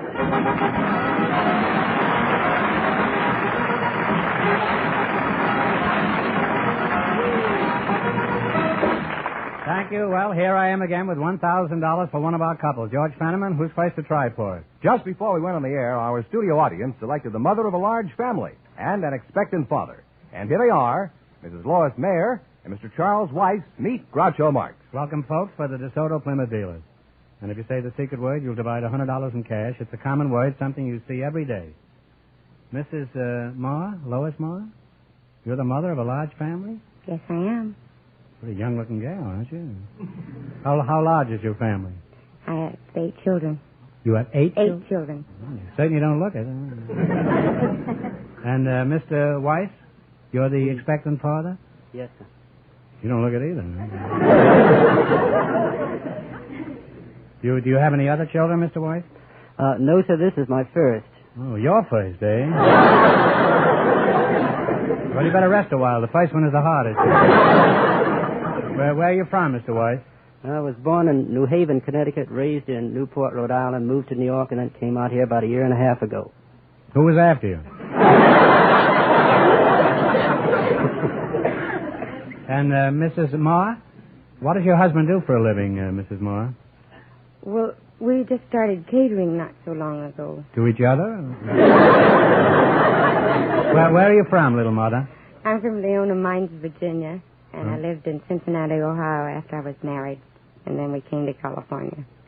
Is that the customary route? Now, tell us something about this catering you mentioned. What sort of a business is it, specifically? Well, we put on dinners for parties.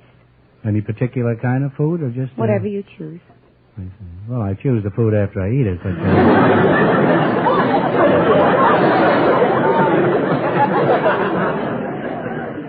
What do you charge for a dinner like that? It's according to what you're going to eat.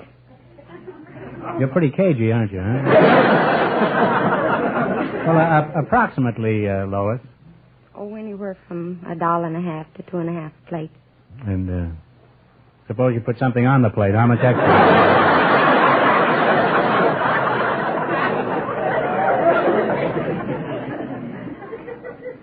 I'll just call you Charlie, huh? Not you, Mrs. Moore. I mean you. What sort of work do you do, Charlie? I'm a sales representative for America's #1 television set, Admiral.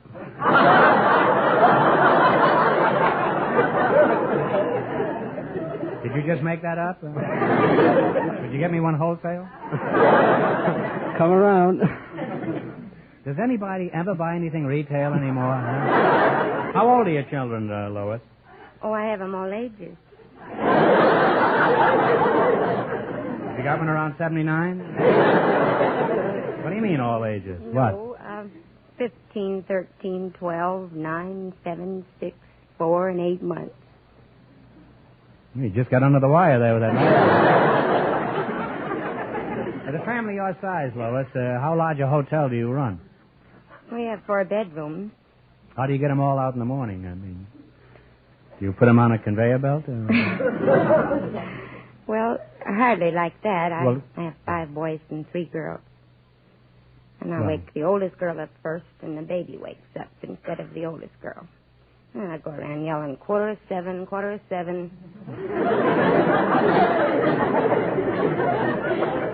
Suppose it's 8 o'clock. Do you still yell at 7:15? How do you discipline the youngsters? Oh, they're pretty well behaved most of the time. You never take a swipe at them? Only in self-defense.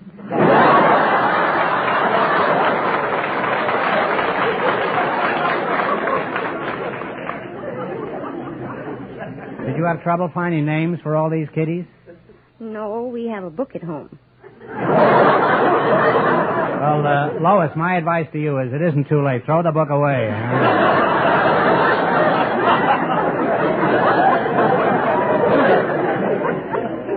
How about you, Mr. Weiss? Have you got a definite name for your youngster? Yes, we have.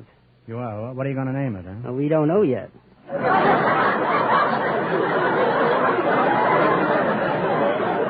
that sounds pretty definite, huh? Sounds like an Indian name, huh? What is the kid's name? We don't know yet, Jones. What do you mean you have a definite name, but you don't know yet? Weiss? Well, we don't know what it'll be. Charlie Weiss, what kind of talk is that, huh? We don't know what it'll be yet. You mean there's a likelihood that it may have wings and fly out the window? Which would you prefer, Charlie, a boy or a girl? Well, it doesn't make much difference to us as long as it's a baby. Well, why do you want a baby? Well, what an odd thing to wish for, huh? Well, after we're through here, talk to Mrs. Moore about it. Maybe she can get it for you wholesale. Well, it's been very instructive talking to you two, and I hope you'll both be very happy. Now, in just 1 minute, you're going to play You Bet Your Life for $1,000.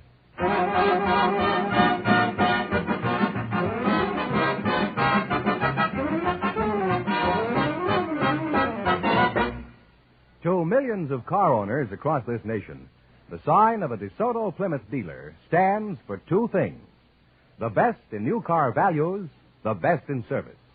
Next time you're at a DeSoto Plymouth dealer's for service, make it a point to find out about the two truly great new cars he sells. One is the brilliant new DeSoto, the car that's really new, inside and out, bringing you more beauty, economy, and comfort. The moment you see the new DeSoto, you'll note its clean, modern design, the graceful new lines that sweep back from its magnificent new full-width front grille to its smart, roomy trunk. It's a thrilling car, this all-new DeSoto, the car that lets you drive without shifting. And remember, all dealers who sell DeSoto also sell the beautiful new Plymouth, the car that likes to be compared.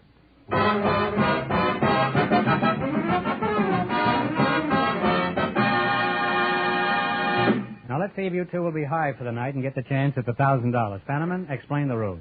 Each of our three couples has $20. They bet as much of that 20 as they want on each of four questions. The couple that earns the most money gets a chance at the DeSoto Plymouth $1,000 question at the end of the show. Our other two couples are in a waiting room off stage, so they don't know what's happening out here. Here we go. Let's see how high I can build you $20. You selected mountain peaks of the world as your category. Is that right? That's right. Now, here's your first question. You have $20. How much will you risk? $10. All right. Where is Mauna Loa found? M-A-U-N-A, capital L-O-A. In the Hawaiian Islands. The Hawaiian Islands is right. We're off to a good start, Groucho. They have $30. All right. Remember, you're going for $1,000 tonight. Now, how much of the 30 will you try? 25. 25. In what country is Popocatépetl found? In Mexico. Mexico is correct.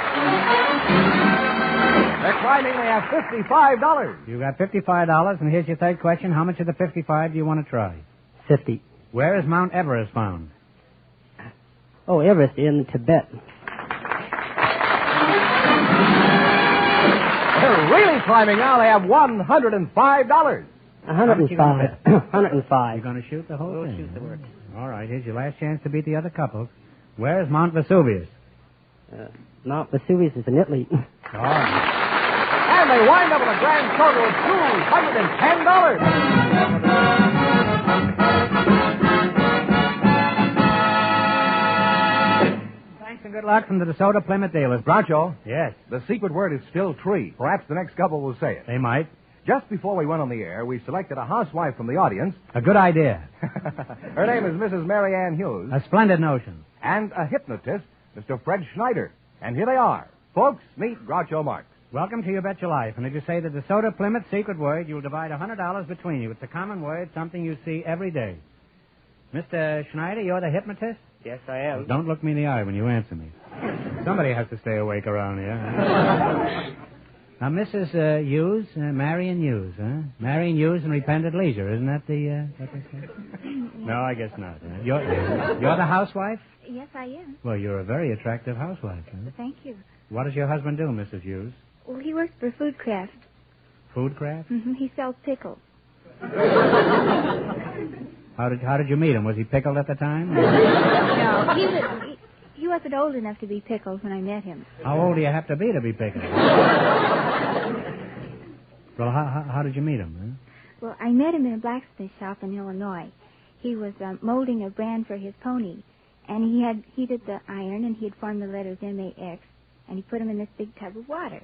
Max? Because they were hot. Uh-huh. Was that the pony's name or your husband? No, that was his name. He was going to brand his pony, Max. What was the pony's name? I don't know. Didn't the pony have a name? Well, I didn't ask him. I don't know. Don't you think it was rather unfair to the pony to... I'm sorry. I should have asked the pony.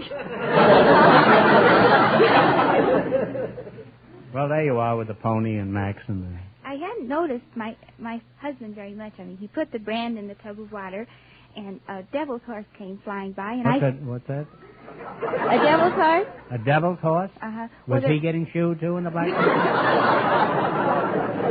What's a devil's horse? Well, those huge varmints they have back east. They fly through the air, and they look like a little horse, only they're an insect. And if they bite you, it's just sure death, they say. Who are they? I mean, I've always wanted to track that down, they say. Well, that's what I've heard all my life, and I saw this coming at me, and I didn't like it. Well, I got excited, and I fell over in this tub of water on the top of this brand. And I got branded.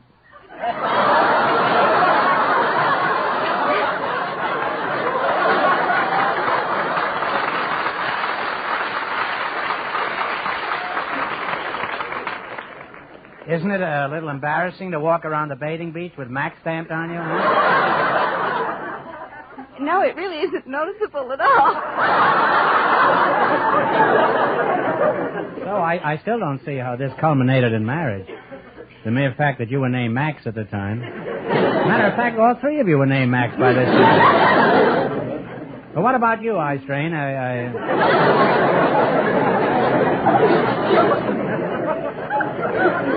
What kind of a brand do you carry? Are you married? Yes, I'm married. Some hypnotist. She caught you napping, eh? Tell me, Svengali, what are some of the uses for hypnotism?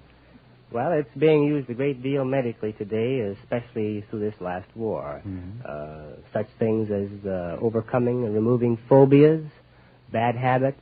Could you hypnotize me and cure me of my insomnia? Yes. Huh? Yes, I think so. I doubt it. I don't have insomnia.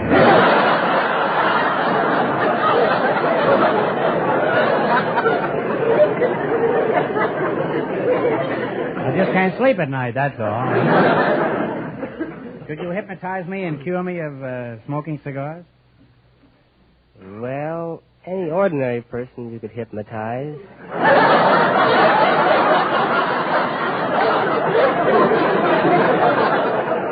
Answer my question. Can you hypnotize me? Well, I don't know. I have to try it first. Well, flattery will get you nowhere. I guess I'm safe in ordering another box of cigars. Can you show me how to hypnotize somebody? Try it on Mrs. Hughes here. Eh? Yeah, I'd be glad Mrs. Hughes, do you mind if he hypnotizes you? Well, I don't think I like that. Oh, you don't want to give up smoking cigars either. Well, how do you hypnotize somebody? What's the first step? Well, the first step is to get their attention, have them concentrate on your voice, and then have them think of figures or numbers. As you count, for instance, to 5, they'll go deep asleep. Then you begin counting 1, tell them to relax and grow heavy, their legs and their arms. 2, they're growing very... Are you trying to give me the double whammy here? Well, I wasn't trying very hard.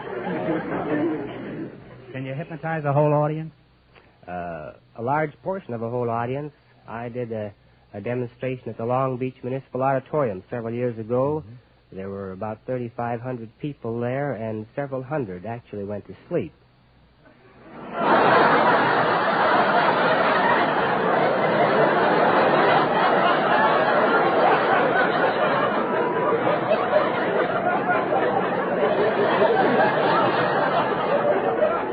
Did it ever occur to you that perhaps the show was lousy?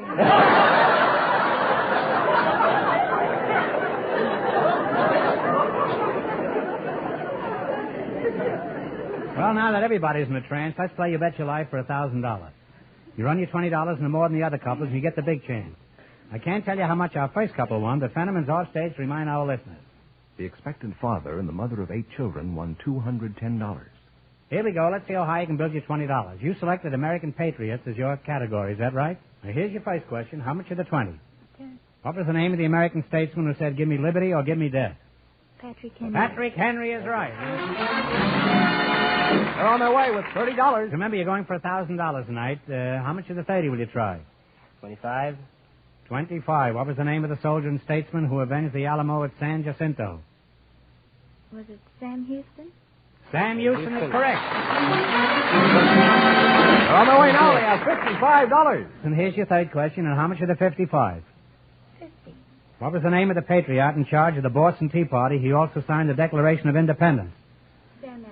Samuel Adams is correct.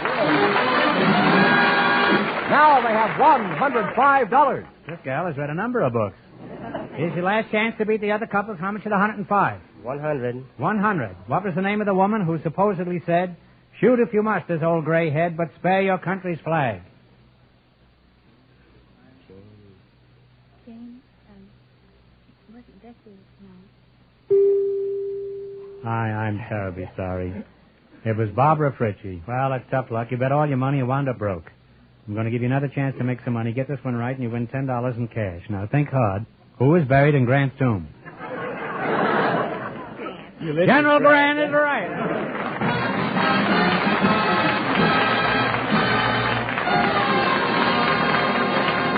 Thanks and good luck from the DeSoto Plymouth dealers. Now, we'll soon know who gets the chance at the $1,000 question. Mr. Car Owner, what have you done about the warmer weather that lies ahead? I'm sending my long underwear to storage. But what about your car? Is it all set for the miles of pleasant motoring? Can you count on it for smooth operation on vacation and during those summer weekends? Better visit a DeSoto Plymouth dealer real soon. Let his service experts tune up your car. Bring in your violin, too. You see, friends, a car that's been checked by DeSoto Plymouth mechanics will zoom along the road and purr like a cat. May even drink milk. So take the man's advice, folks. Bring your car, your violin, and your cat in wherever you see the sign of a DeSoto Plymouth dealer. All right, Fenneman, who's ahead in the battle for the $1,000 question? Well, the mother of 8 children and the expectant father are ahead with $210. And the secret word is still tree. We invited some boxers and some ballet dancers to the program tonight, and just before we went on the air, our studio audience selected Miss Patty Taylor and Mr. Art Aragon. And here they are, folks. Meet Groucho Marx. Welcome, youngsters, for the DeSoto Plymouth dealers. And if you say the secret word, you'll divide $100 between you. It's a common word, something you see every day. A boxer and a ballet dancer, eh? Which are you? I'm the boxer. You're the boxer? Huh? What is your name? Art Aragon, eh? Where are you from, Art? I'm from Albuquerque, New Mexico. Oh. Before we proceed, let me caution you. On this program, you're liable to hear bells occasionally, Art. Don't come out swinging if you do. What is your fighting weight, Art? 135 stripped. Did you say strapped or stripped? Now, how much do you weigh with your clothes on? I don't know. I never weigh with my clothes on. You must draw a nice crowd when you get way at the end.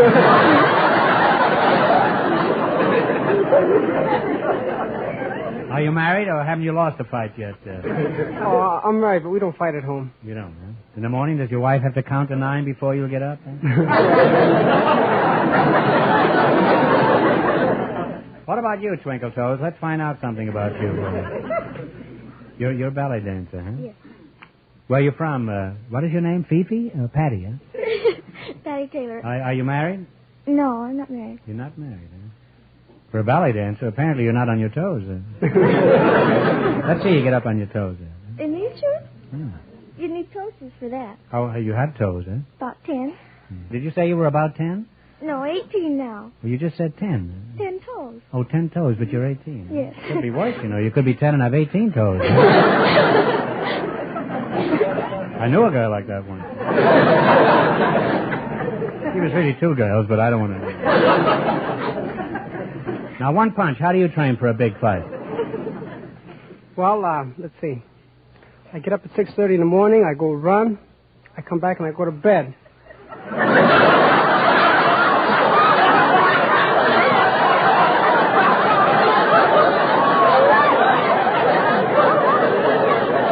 Wouldn't it be simpler to just stay there in the first place?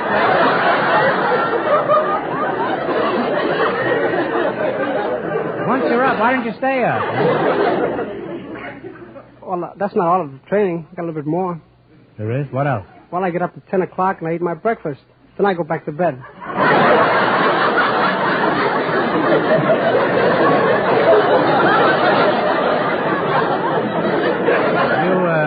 You must have a fortune tied up in pajamas.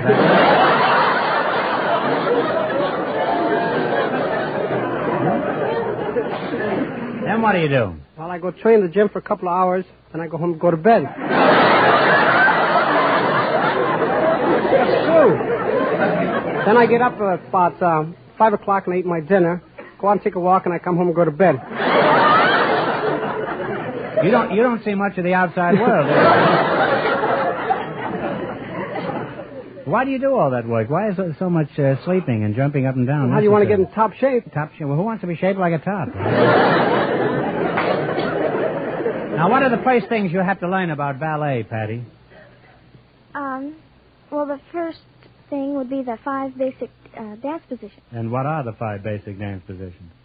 1, 2, 3, 4, and 5.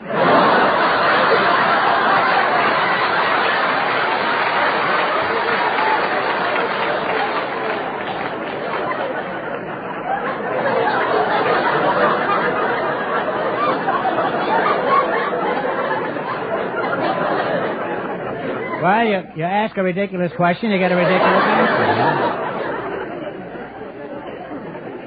On the other hand, Aragon only has 2 positions. Vertical and horizontal. Now, could you describe the first dance position, Patty? Well, position number 1, you have your feet together, your heels together, and your toes pointed outwards, and push your heels forward. Well, that sounds pretty simple. Okay. Now, what are some of the basic steps of the ballet? Oh, there's tours jetés, pirouettes, glissades, assemblées, jetés, and entrechacatras. What time do you stop at Nacogdoches? Isn't all that stuff Greek to you, Art? It's French. It's French.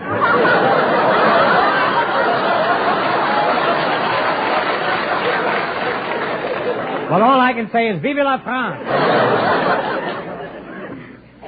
What qualifications are necessary to become a good ballet dancer, Patty? Oh, most of the qualifications are physical. You should have a sturdy body and flexible and a slender figure. And it's good to have long legs, but it isn't necessary. Well, the legs should certainly be long enough to reach the floor, Patty. Well, it's been very interesting talking to you two. Now, let's see how agile you are in the quiz. Now, you beat the other 2 couples, and you'll get a chance at the $1,000 DeSoto Plymouth question. I can't tell you how much the other 2 couples won, but Fenneman's off stage to remind our listeners. The mother of 8 children and the expectant father are ahead with $210. Here we go. Let's see how high I can build you $20. You select the sporting terms as your category. Is that right? That's right. Okay. Now, how much you want to bet of the $20? 10. Talk right out loud in 10. the microphone. Like the fight was over and you were saying, hello, Mom. Texas Liga is an expression in what sport? Baseball. Baseball is correct. We're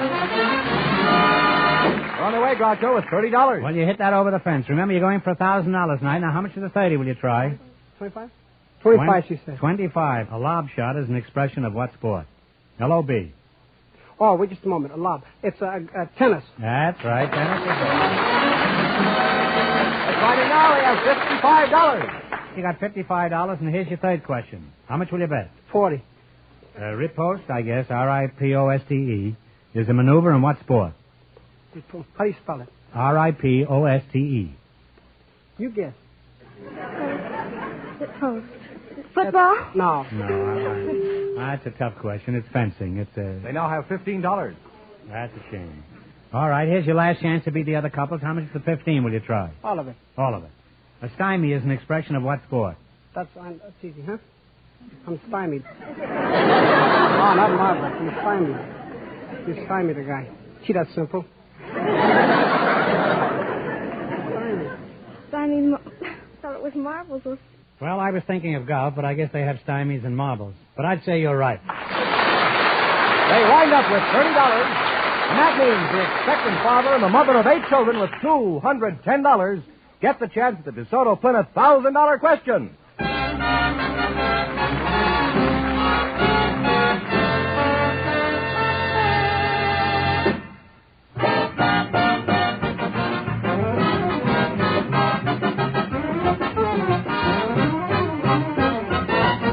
To serve you efficiently, to serve you promptly.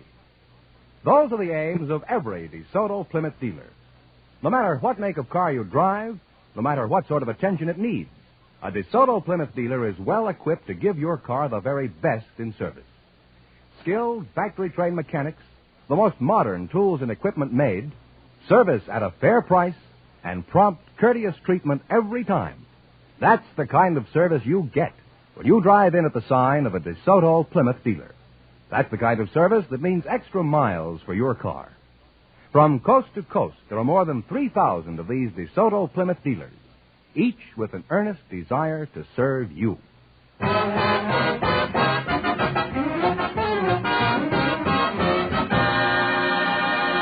And here is the mother of 8 and the expectant father, the winning couple, all ready for the DeSoto Plymouth $1,000 question, Groucho. Here we go for $1,000. Ready? I'll give you 15 seconds to decide on a single answer between you, so think carefully and please no help from the audience. Here it is. The Panama Canal, one of the great engineering feats of all time, would never have been possible if it weren't for the discovery of the Isthmus of Panama. For $1,000, tell me who discovered the Isthmus of Panama.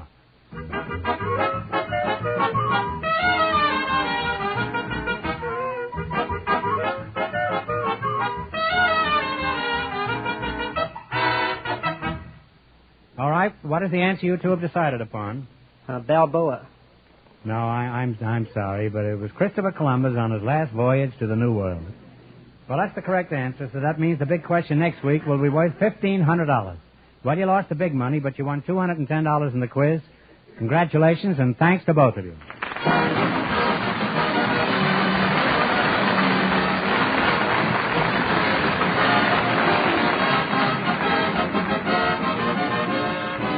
You Bet Your Life is a John Goodell production, transcribed from Hollywood, directed by Robert Dwan and Bernie Smith. Music by Jerry Fielding. Be sure to tune in again next Wednesday night at this time for the Groucho Marx Show, You Bet Your Life, presented by the more than 3,000 DeSoto Plymouth dealers of America. And remember, all dealers who sell DeSoto also sell Plymouth. 2 great cars, both products of the Chrysler Corporation. And don't forget, next week the big question will be worth $1,500. So good night, folks, and remember, just be sure to see your DeSoto Plymouth dealer.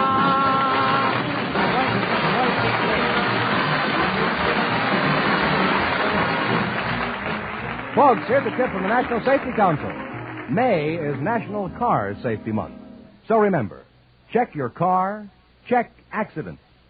This is George Fenneman, signing off for the more than 3,000 DeSoto Plymouth dealers from coast to coast.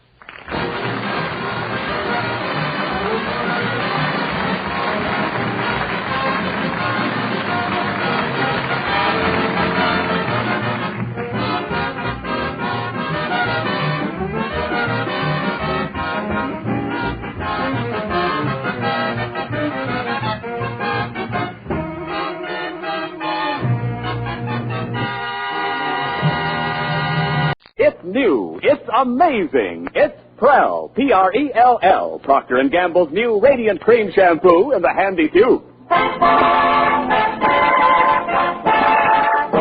Prell brings you The Life of Riley.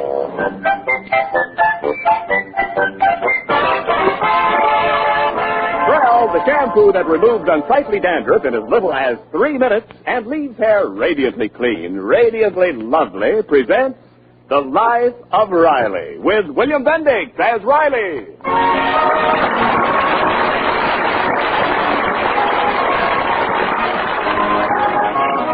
Tomorrow we celebrate the birthday of George Washington, and the anniversary of our first president will not go unnoticed in the Riley household.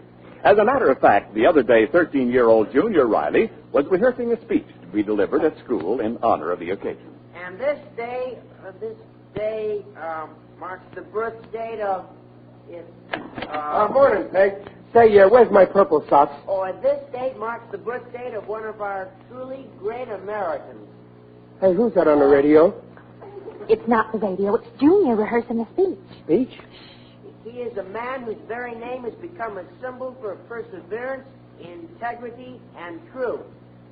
Aha! And so, on this 22nd day of February, we salute him. The little darling's mixed up. My birthday ain't till April. Quiet, dear. We come assembled here to revere the memory of the man who is the father of our country. Listen to him exaggerate. I ain't even the father of a city. 2 kids is all I got to my name. He's talking about George Washington. Oh. Hiya, Pop. Oh, son, that's a fine speech you got there. Oh, you like it? I have to deliver it for my public speaking class. Yeah, I like the way you say it, too. Your mouth has got very nice acoustics. Well, you better get to school, Junior. Well, so long. Now, wait a minute, son. Did I ever tell you the story of George Washington chopping down the cherry tree with his little hatchet? Every year, Pop. For the last 10 years. Well, it won't do him no harm to hear it again. It teaches you how important it is to always tell the truth. Well, Pop, I'll be late for school. So what? Tell your teacher the alarm clock didn't go off. Oh, fun. Is that your idea of teaching him the truth? I was only testing him. Okay, son, go on, go to school. Okay, so long. Yeah, wait a minute. You're limping. Oh, it's nothing. I hurt my ankle last night in the basketball. Oh. Junior, you were playing basketball last night. Oh, I had to. But you promised you'd stay home and do your algebra. Well, it was an important practice. Algebra is more important than basketball. Basketball won't help you get a job when you graduate. Some big executive will ask you, what kind of work can you do, Mr. Riley? All you'll be able to do is stand there in front of him and dribble.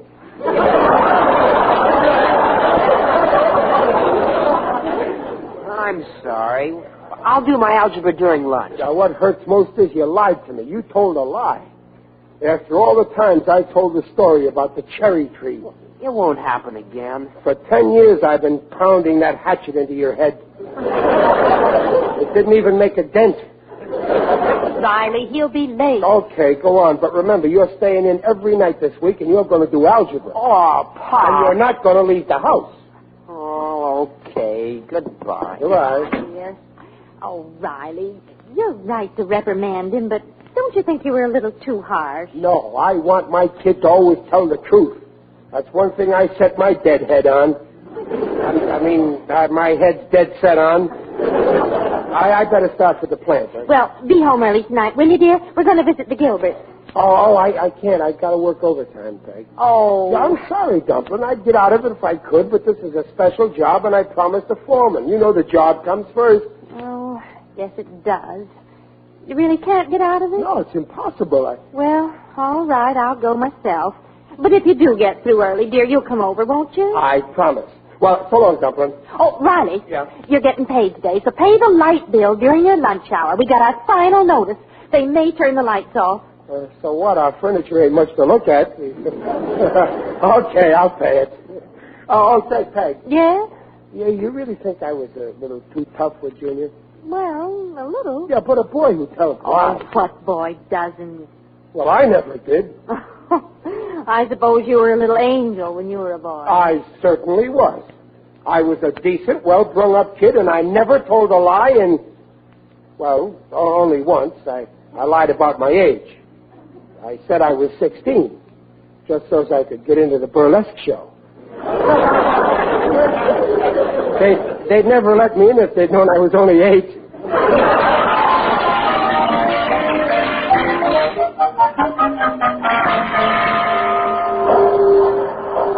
Okay, fellas, knock off now. Well, what do you mean, knock off? It's only 9:30. You said we were going to work till midnight. I know, Riley, but we run out of plates. Go on home, man. Oh, okay. How do you like that, Gillis? There's a foreman for you. He tells us we got to work late. Now he says go home. Suits me, Ray. Here I am, true at 9:30. The night is young. The missus thinks I'm working till 12. What a setup. Hey, how about a stroll down the boulevard? Who knows? Maybe we'll pick up a couple of snappy numbers, huh? Gillis, you wouldn't do that. You're right. I wouldn't take the chance. That's how I met my wife. Well, let's go home. Come on. Say, I got an idea. Huh? There's wrestling at the arena around the corner. We got time to catch the main event. Hey, that is an idea. Who's wrestling? 2 dames. Dames? Yeah, big ones. I seen them before. Lady Pamela, the English bulldog, versus Countess Olga, the ox from the Volga. Oh, I'd like to see that. Yeah, where you get a load of that Countess Olga? Yeah. What a bilk. I wish I had it. Yeah, well... Come on, Gillis, let's go. Uh-oh. No, I can't go. Why not? Well, Peg's over at the Gilberts. I promised if I got through early, I'd drop in. Forget it. No, I can't. I promised. What's the matter? Afraid of your wife? Me? Me afraid of my wife? What's there to be afraid of? We got cops in this town. Well, then come on. But I promised that well, at least I ought to phone her. That's suicide. If when you phone her, she'll make you come over. The only thing more dangerous than a wife on the phone is a wife face-to-face. Yeah, of course, if I didn't have a nickel, I couldn't phone, could I? And naturally, you ain't got a nickel, have you? No. Nothing smaller than 100. Okay, Gillis, if I haven't got a nickel, I haven't got a nickel. It's not my fault. Sure. Due to circumstances beyond our control, we are forced to be bachelors for the next couple of hours. Yeah, ain't it awful? Yeah. Well, shall we go, Kerry? After you, Tyrone.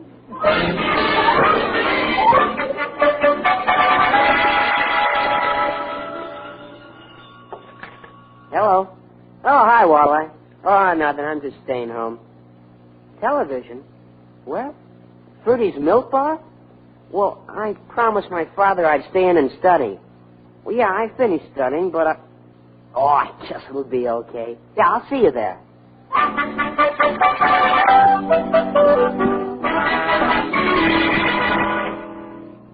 Well, what do you think of the set, Junior?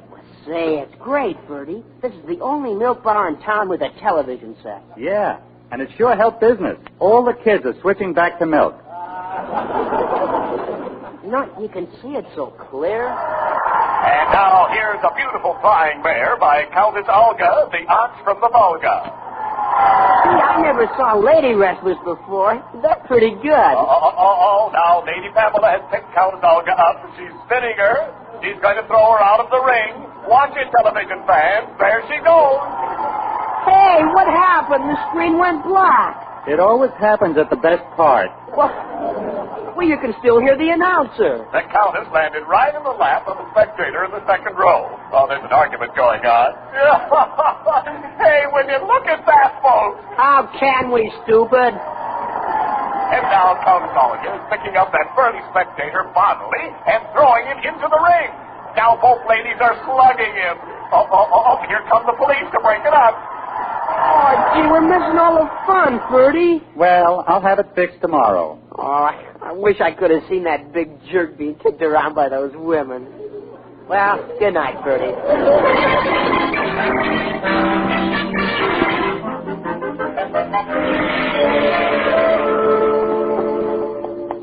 Walk a little slower, ridiculous. Boy, you sure are a mess, Riley. Oh, brother. What's the joke? You wouldn't laugh if 400 pounds of females try to make hamburger out of you. Well, I should be frank, Riley. You brung this on yourself. Me? Yeah, you shouldn't have said what you did when the Countess landed in your lap. Well, what did I say? I just said, sorry, fatso, I'm married. Well, them Countesses is very sensitive. You should have seen her hate look when she was gouging your eye out. Those cops, I'm going to have the law on them. Where were you when they were tossing me out? Oh, I was talking to the promoter. He wants you to do it all over again next week. Not for $1 million, I wouldn't. I already quoted him a price of $25. Well, you got your nerve, and so is that promoter. I ought to sue him for damages. Damages? I never thought of that. Say, I think we got a case. You bet I got a case. There I was, minding my own business. When all of a sudden a heavy object in pink tights with tassels by the name Countess Olga comes hailing through the air, causing great mental and physical anguish to Riley the plainster. To say nothing of breaking 4 cigars in my pocket, too. Therefore, because of being held up to public embarrassment by being dragged into the ring and repeatedly kicked in the head, the stomach, and ipso facto, especially there. I may never sit down again. Therefore, Riley the Plainstiff demands fiscal satisfaction to the tune of $100,000. Plus 10 cents for them 4 cigars. Riley, we as good as won the case. Now remember, as your witness, I get 50%. 50%? That's the usual fee for perjury. Riley, we'll make them pay through your nose. They made a fool out of you in front of 1 million people. Oh, no, wait a minute. There wasn't more than a couple of thousand people there. Television, Riley. The match was shown on television. You mean that everybody saw it? I'm suing for $200,000. $200,000? We ain't pipers. Yeah, no, wait a minute. I can't sue. Why not? Well, I have to tell my wife. I was supposed to be working overtime, remember? She found out where I was. There's no telling what she'd do. We ain't afraid of her, Riley. Wait till we win the case and I give you your 50%. No, Gillis, I ain't suing. I'm keeping this quiet, even if I have to lie to my sweet little wife. So what? It won't be the first time. That's where you're wrong. There's one thing I ain't never done. That's lie to my wife. I ain't never lied to her in 17 years. Since that night I told her I loved her.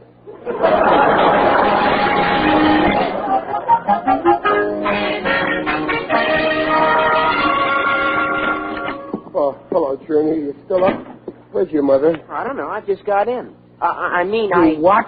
Well, please don't get sore, Pop. You promised to stay in tonight and study. Yeah, well, I studied like you told me, and I heard they had the wrestling matches, so I went. Wrestling matches? That's a fine thing for a growing boy. Oh, it's just on television. Lady wrestlers. Yeah, that's... lady wrestlers? You saw the... Yeah, Pop. What a riot. Like I said, son, wrestling is a fine thing for a growing boy. Oh, well, then you're not sore, Pop? I can't afford to be. You did a naughty thing tonight, son. You fibbed, but I'm going to be big about this. I'm willing to overlook it. Thanks, Pop. I knew you'd understand. Yeah, sure, you little, darling. But your mother, she couldn't be as big as I am, so let's not make any trouble for you, darling. And let's forget all about wrestling and television and Countess Olga, the ox from the Volga. Let's just say that while I was working late tonight, you stayed in and studied, okay? Okay, but why are you winking like that? Playing dumb, huh? Well, two can play in that game. I'm great at it. Okay, Pop. We'll just keep this quiet. Yeah. Of course, you shouldn't have fibbed, but being you came to me like a regular little George Washington with a hatchet and confessed, as a reward, I'm giving you a little extra allowance. Where's my pay envelope? Here. Here, Angel. $10. $10 for me? Oh, gosh. Yeah, now remember, you just forget about the whole thing, huh? Oh, don't worry. For $10, I'd do anything.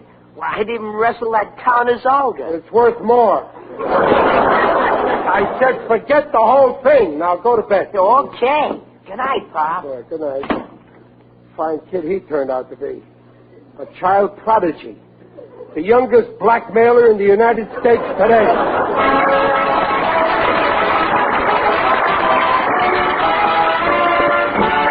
We'll hear the second act of The Life of Riley in a moment. Oh, Ken, everywhere people are changing to Prel, Procter & Gamble's Radiant Cream Shampoo in the handy tube. Naturally, Prell's a growing favorite for two reasons. First, you'll glory in the radiance of your hair when you shampoo with Prel, because Prel leaves hair far more radiant than old-fashioned soap or soap shampoo. Second, you'll marvel at the way Prel goes after unsightly dandruff. Yes, doctors' examinations prove that Prel removes unsightly dandruff in as little as 3 minutes, and that regular Prel shampoos control it. And how you'll love that handy Prel tube. It's safe, convenient, easy to use. And Prel lathers in the hardest water. So for hair that's groomed well, shampoo with Prel. P-R-E-L-L, Prel shampoo. Leaves hair radiant, gleaming bright. Not a bit of dandruff is in sight. comes in a tube. It's handy, too. The R-E-L-F-L shampoo. By Prel. And now back to the life of Riley with William Bendix as Riley. Oh, is that you, Riley? How are you, dear? You left this morning while I was still asleep. Yeah, I couldn't sleep. Hello, Peg. What's the matter, dear? You seem so nervous. Anything wrong? Well, no, nothing's wrong. If there's anything new, you find out anything interesting today? Did Junior say anything interesting? Well, what do you mean? What should he say? Well, nothing. Nothing. Oh, fine boy, that Junior. Well, supper ready, Dumplin'? In just a second. I just want to finish reading this. Hey, you're reading the sports page. Yeah. What's new? Oh, listen to this.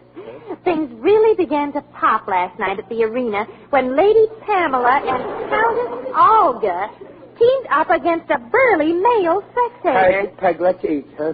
Despite the gorilla-like appearance of the impromptu gladiator. Gorilla-like? Oh, isn't this disgusting? Women wrestling, well, it ought to be stopped. You're right, Peg, and those sports writers. It's guys like that which give us gorillas a bad name. I mean, let's see. Well, all right, dear. Will you light the oven for me, please? Yeah, sure. Oh. What's the matter? I've got a pain in my ipso facto. My back. Dear, I think you're working too hard. Now, like last night. No more overtime from now on. I know it's extra money, but you know I'm not that crazy about money. By the way, where's your pay envelope? Here. I got to make a deposit, and then I want to go down to... What? O'Reilly? Yeah? You're $10 short. Yeah.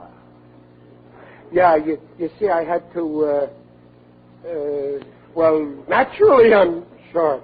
Well, why? I worked overtime.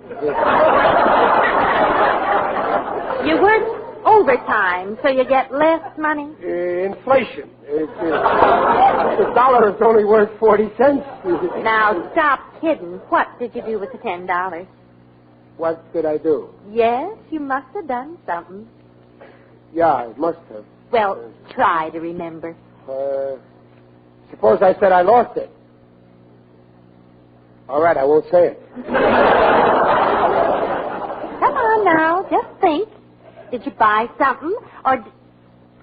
Wait a minute. Yesterday I told you to pay the light bill. Well, that's it. The light bill. I paid the light bill. Well, why didn't you say so in the first place? Well, it just slipped off my mind.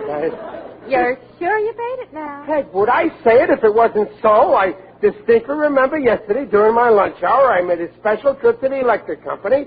I worked... Who put out the lights?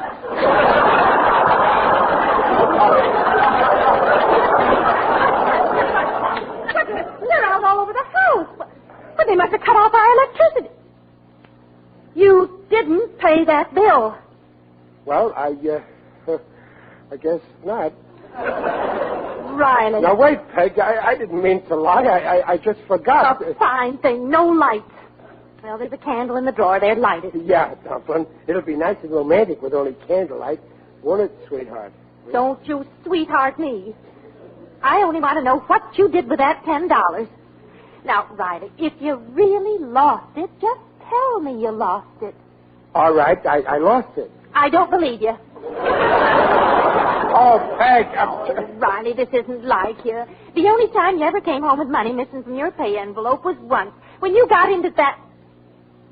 Chester, Riley. You played in that poker game at your plant again. Oh, no, I didn't. You promised me. You gave me your word of honor you wouldn't gamble. Now, wait a minute. I tell you, I didn't play poker, and you've got to believe me. After all, this is America. A crook isn't guilty until you catch him. And you haven't caught me yet. So put that in your pipe and smoke it, Mrs. District Attorney.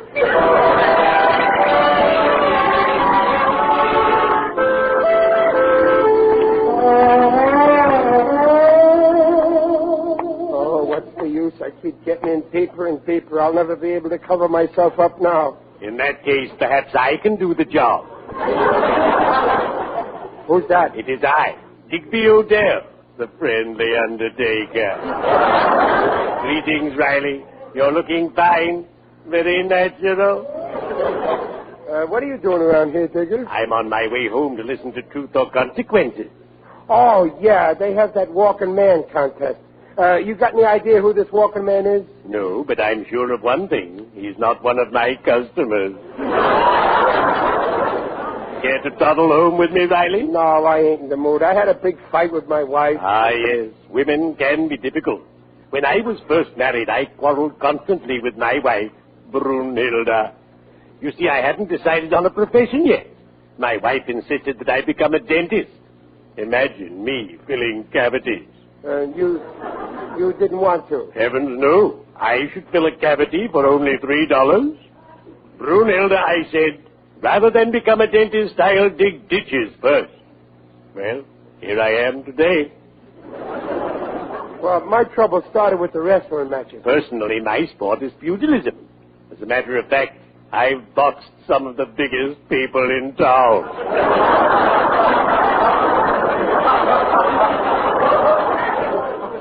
You see, on account of the wrestling, I told my wife a lie, and you know how it is. One lie leads to another, and in the end, you're still lying. Correction. In the end, you're lying still. What's your grammar? I don't know what to do. Take my advice. Go home. Go to your dear spouse and tell her the truth. Well, I'll do it if you think it's best, Digger. I've given you one way out, and that's more than I do for most people, believe me. Well, cheerio. I'd better be shoveling off.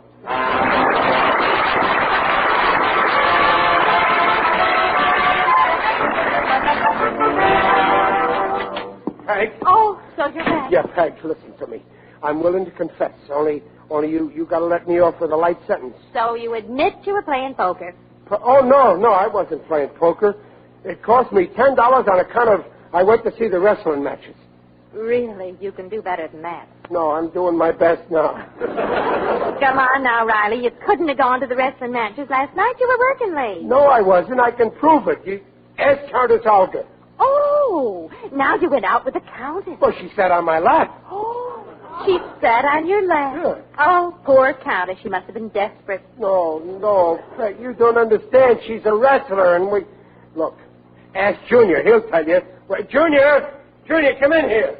He saw me in television. Junior wasn't out of the house last night. You told me so yourself. I know, but that wasn't true. I mean... Call me, Pop? Yeah. Now you'll see, Peg. Now I'll prove it to you. Junior, you went out last night to see the television, didn't you? Now I want the truth. Yeah. You saw them lady wrestlers, didn't you? Yeah. And you saw me there, too, didn't you? No. There, you see, Peg. No. Junior, give me back my $10. Well, you see, Mom... Now, you go to your room, Junior. There's no reason why you should be involved in this. Okay, Mom. Wait, now, Peg, listen. Now, Riley, you might as well give up. Admit you played poker and be done with it. But I tell you, I did... Don't. Okay, I admit it. I played poker. I played half the night. Hour after hour. I was a gambling fool. I admit it. I'm guilty. Guilty. Do you hear? I'm guilty. Take me to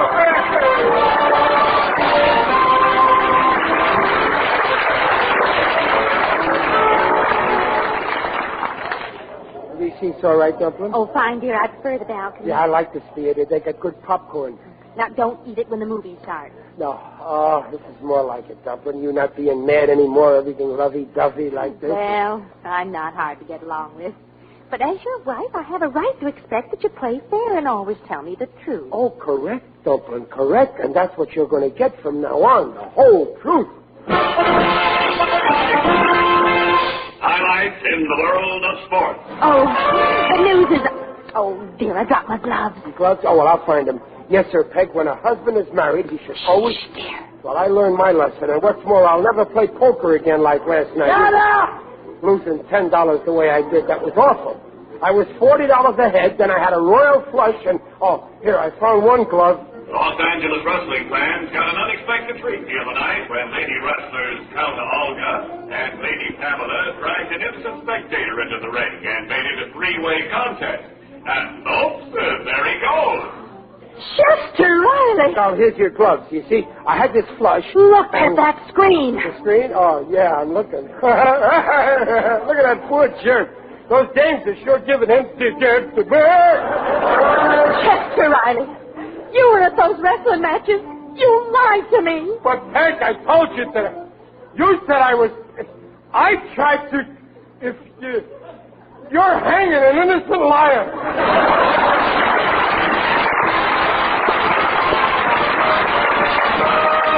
The Rileys will be back in just a moment.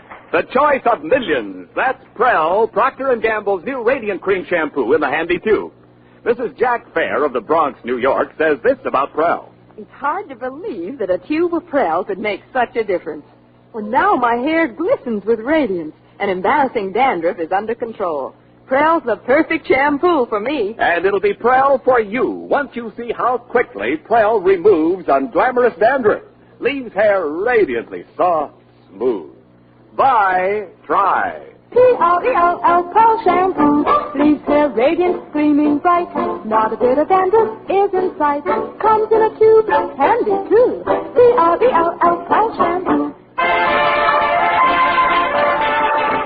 Junior. Yeah, Pop. Sit down, Junior, here beside me, son. Well, sure, Pop. Yeah, well, now, Junior, these last couple of days it's been pretty rugged, and tomorrow is George Washington's birthday. Yeah, I know. And you know, there's that story about George Washington and the cherry tree. Oh, Pop, you're not going to tell it to me again. No. This time you tell it to me. Boy, can I use it.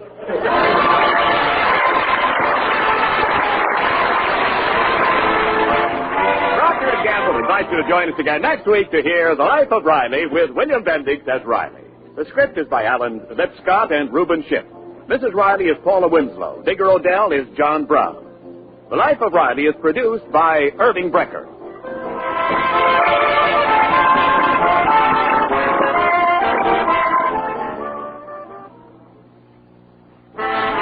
Oh, she wants the Duchess of her finery looked just so.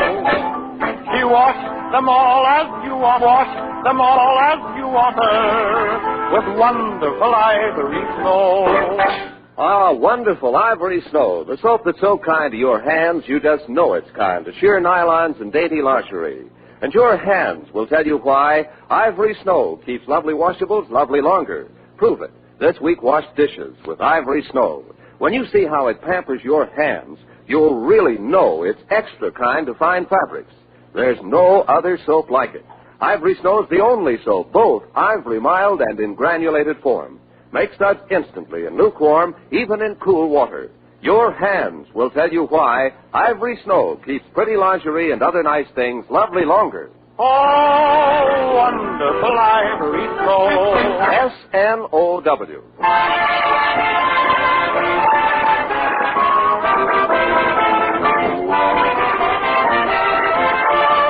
This is Ken Niles reminding you that for radiantly clean, lovely hair, get the shampoo in the tube. P-R-E-L-L, Prell Shampoo. Listen again next week when Prell brings you The Life of Riley. The Life of Riley. And now stay tuned for Truth or Consequences. Good night.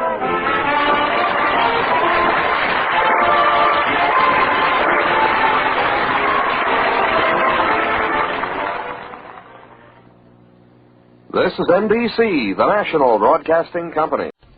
The Amos and Andy Show.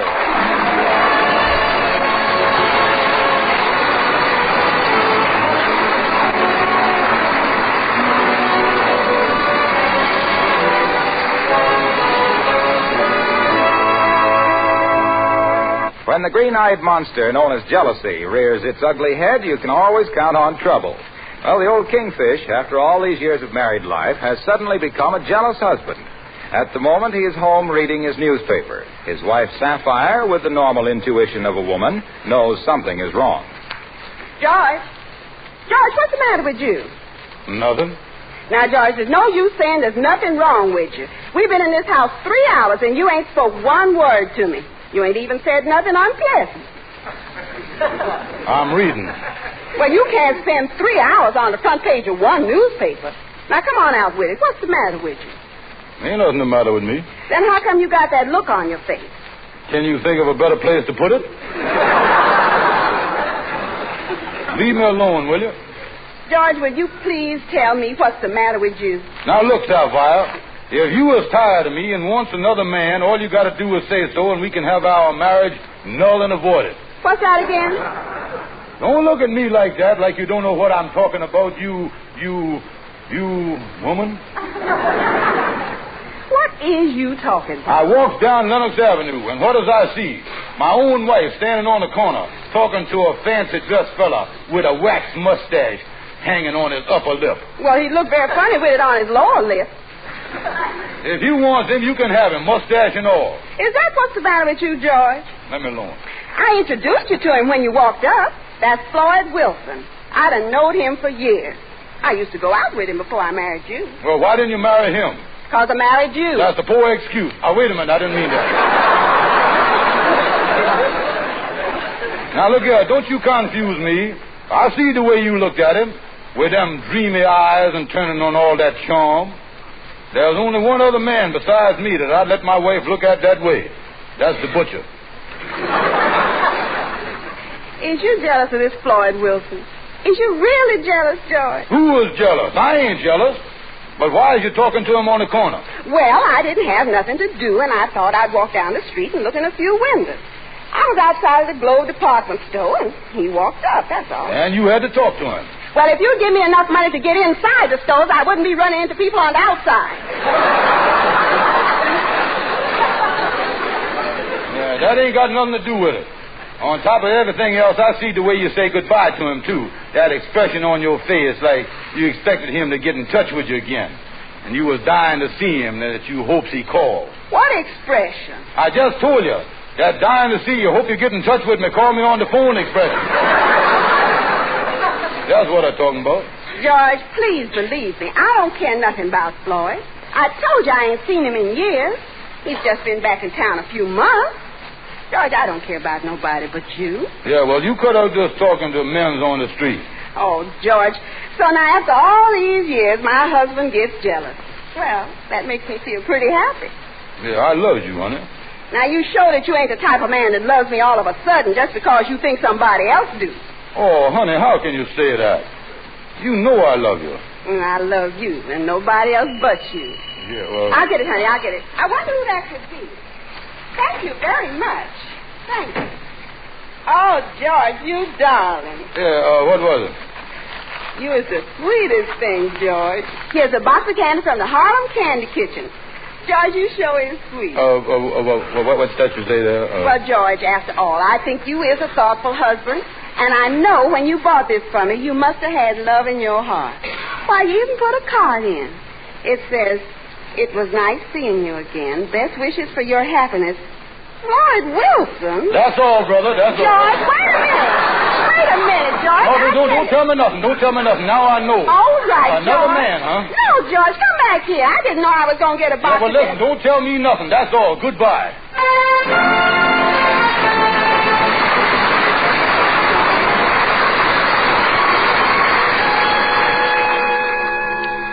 Oh, I tell you, boys, you can't tell about women.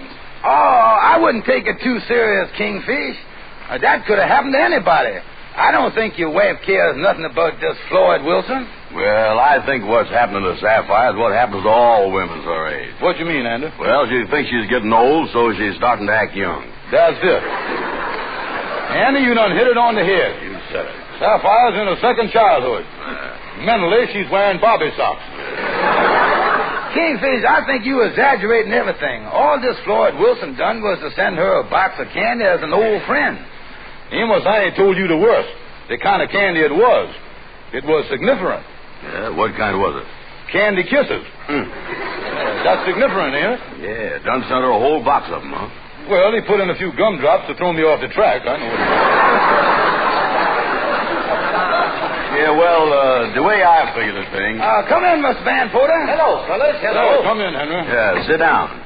Well, Kingfish, since you asked me about this Floyd Wilson over the phone, I haven't been able to find out anything about him. Oh, a mystery man, too, huh? That's the worst type. Yeah, well, Kingfish, I tell you, you was building up something in your mind here. We was just talking to you, Henry, about how when women gets in their second childhood, they fall for fellas like that. Yeah, and they does everything to make themselves attractive. Yeah, they gets their face treatment, they gets their face patted. Then they gets their body pounded. goes to a beauty shop and gets the fat beat off of them. Oh, I tell you, they is getting slap happy around that age. Yes, I know. Mud packs and everything. Yeah, don't tell me about mud packs. I remember one night, in the dark, I goes to kiss my wife with a heart full of love. I winds up with a mouth full of dirt. Yeah, well, that's bad, all right. Yeah, I still wish I could see what she sees in this fella Floyd Wilson. He ain't got nothing that I ain't got. Well, now, I don't quite agree with that, Kingfish. The man has got a very beautiful wax mustache. What, that silly thing? I ain't never seen a mustache with so much wax on it before in my life. Why, if you would put a match to that thing, it would burn for an hour. Yeah, oh, I'm telling you, fellas, my married life is facing a crisis. And I'm going to do something about it. I ain't going to take it laying down. Yeah, well, what you going to do about it, Kingfish? Well, I got a couple of things in mind. Come on, Andy, let's get going.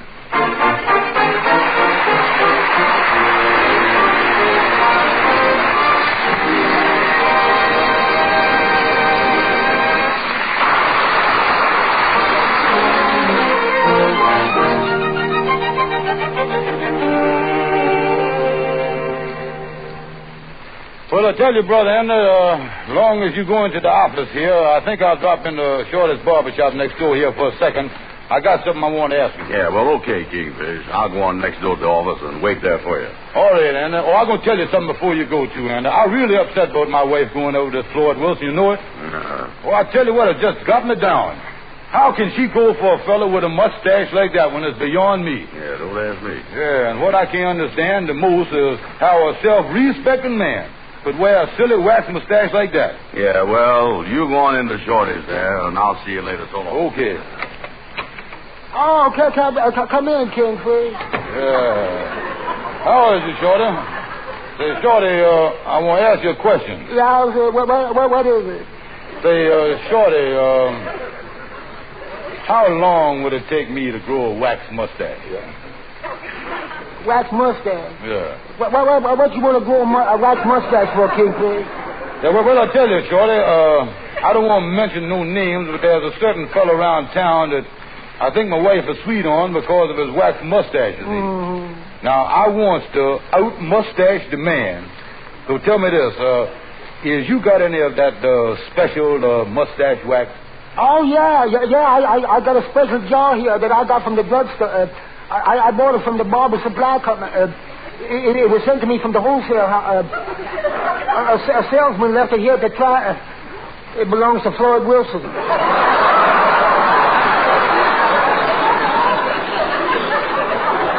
Wait a minute, did you say Floyd Wilson? Yeah. You will never use that stuff on me. Wax that is wax, his mustache shall never wax mine. So you know the fella, huh? Well, not too well. We just got a shaving acquaintance. Does you know him? Oh, no, I wouldn't say I do. Oh, well, if he wants to know him, I could bring him over to your house someday. Now, wait a minute. Let's get back to the mustache here. Wait a minute. So you was having trouble with your wife over a wax mustache, Yeah. You know, I remember once I had a silly argument with an old gal friend of mine over a mustache. Oh, you did, huh? Yeah, but it didn't amount to much, though. When I told her I didn't like it, she shaved it right off. Yeah, see what you mean. But tell me, Shorty, have you had any experience of your own raising a wax mustache? Yeah, I had one once. Yeah, I got it to the point where it was just as shiny as a wax floor. How did you get it that way? Floor wax. Tell me,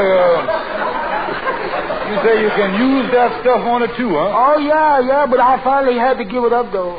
You did, huh? Yeah, the directions on the can say to get a high gloss, rub with a mop. My face just couldn't stand it. Yeah, it doesn't seem like a lot of trouble raising a wax mustache. I think I'll forget the whole thing. Yeah, that's my advice, Kingfish. Yeah, but Shorty, long as we is alone here in the barbershop, I want to ask you one question here. Just for my own peace of mind, I want to ask you about something. Is this Floyd Wilson what you would call a lady killer? What I mean is, what do the ladies think of him? Oh, they don't like the way he dresses. They don't think he's the smooth kind. They don't like his attitude about... They don't think he's good looking. I love that man.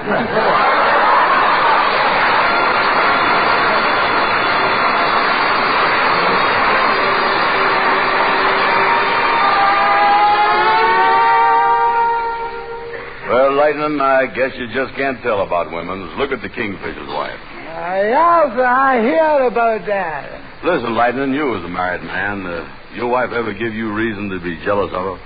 Yes, she made me awful jealous once, and we got into a big argument. Oh, you did, huh? Yes, it was so bad that I got into the argument, too. Well, what was you jealous about?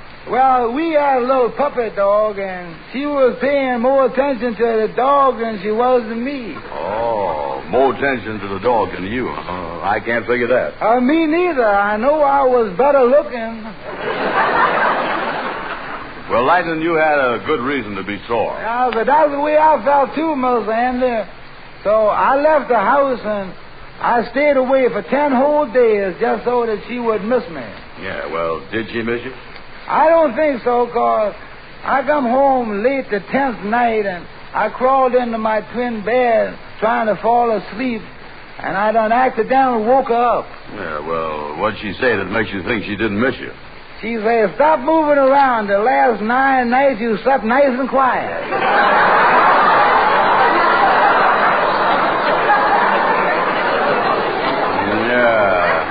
Well, a thing like that was... wait a minute. Come in, Kingfish. Come in. I want to talk to you, Andy. Get on out, Lightning. Yes, I'll whiz along. Yeah, so long, Lightning. So long. Andy, I was in trouble. I just talked to Shorty, and that Floyd Wilson is the latest man. Yeah? Yes, sir. I was in the middle of an infernal triangle. Well, what'd Shorty say? Well, he knows all about this fella. Yeah. He say he's really a lady killer. From what Shorty say, this fella Floyd Wilson talks to women a little while, and they folds up like a 98-cent card table. Well, what you going to do, Kingfish? And there's only one way to settle this thing. I'm going to catch up with that Floyd Wilson in the alley, and I'm going to knock his block off. I'm going to beat him to a pulp. Yeah, but he's a head shorter than you is. Yeah, I can't help that. That's the only way to settle it. He used to be a prize fighter. On the other hand, there might be another way. Another way like what? Well, like going to see my lawyer, Gabby Gibson. I'll stop this man if I have to do it legal. I'll ipso facto that bum right out of town.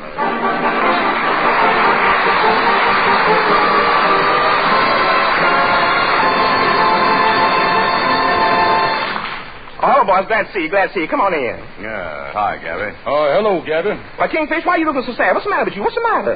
Yeah, well, I tell you, Gabby, it seems there's a fella in town by the name of Floyd Wilson. Oh, yes, indeed. Very nice fella. He's a very nice fella. If you'd like to know him, I'll bring him over to your house sometime. Wait a minute, not my house.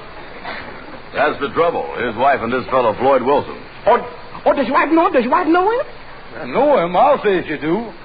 You know, Gabby, I'm just thinking here. Maybe the whole thing is my fault. Well, there's a new slant. What you mean by that, Kingfish? Yeah, well, I ain't been going out with Sapphire enough lately, and she probably got tired of staying home alone. Now that, well, that's how she got involved with this Floyd Wilson. You know, Kingfish, as a lawyer, there's a legal angle here, a legal angle. It come under the Maritime Board. Yes, indeed, the Maritime Board. The Maritime Board? How you figure that? Well, when you marry a woman, you got to give her time or she gets bored. That's Maritime Board of IBM. And now, forget that legal stuff, Gabby. All I was interested in is getting my wife to forget Floyd Wilson and go back looking on me as the one man in her life. Yeah, well, you know what they say, Kingfish. After the unseed pears, it's hard to get them back on the farm. What is that again? I say, after they've seed pears, it's hard to get them back on the farm and all that stuff. And hereafter, if you got anything to say, keep quiet, will you? Now, where was we, Gabby? Oh, we was talking about getting your wife back to being a one-man woman, Oh, yeah, Gabby, look here. I just don't understand the mind of a woman, how it works. Yeah, I don't know what it is. Gabby, but women just don't seem to think straight. Well, that's natural, perfectly natural. They're women, ain't they? Well, there must be more to it than that. Oh, there is. Yes, indeed, there is. In my opinion, it's the permanent ways the women get, the permanent ways. Them machines they use, they don't stop at just curling the hair. They curls the brains, too. They does? Oh, sure. And how can you expect a woman to think straight with a curly brain? Yeah, well, anyway, Gabby, whatever the thing, I got to find some way to bust up this thing between her and Floyd Wilson. Yeah, if we could only think of something. Wait a minute, got an idea. Yes, I got an idea. The whole thing started because your wife had nothing to do. When folks got nothing to do, they get in trouble. So, Kingfish, you got to keep your wife busy. Keep her busy. And there's only one way to do it. Oh, what's that? Get her a job. Gabby, I think you done hit the nail on the head. Andy, look here. We're going down to the employment agency and get Sapphire a job. That'll keep her away from men. Oh, getting her a job does more than that. It does two things. It do? Yes, indeed. It keeps her out of trouble and you in money. Yes, indeed.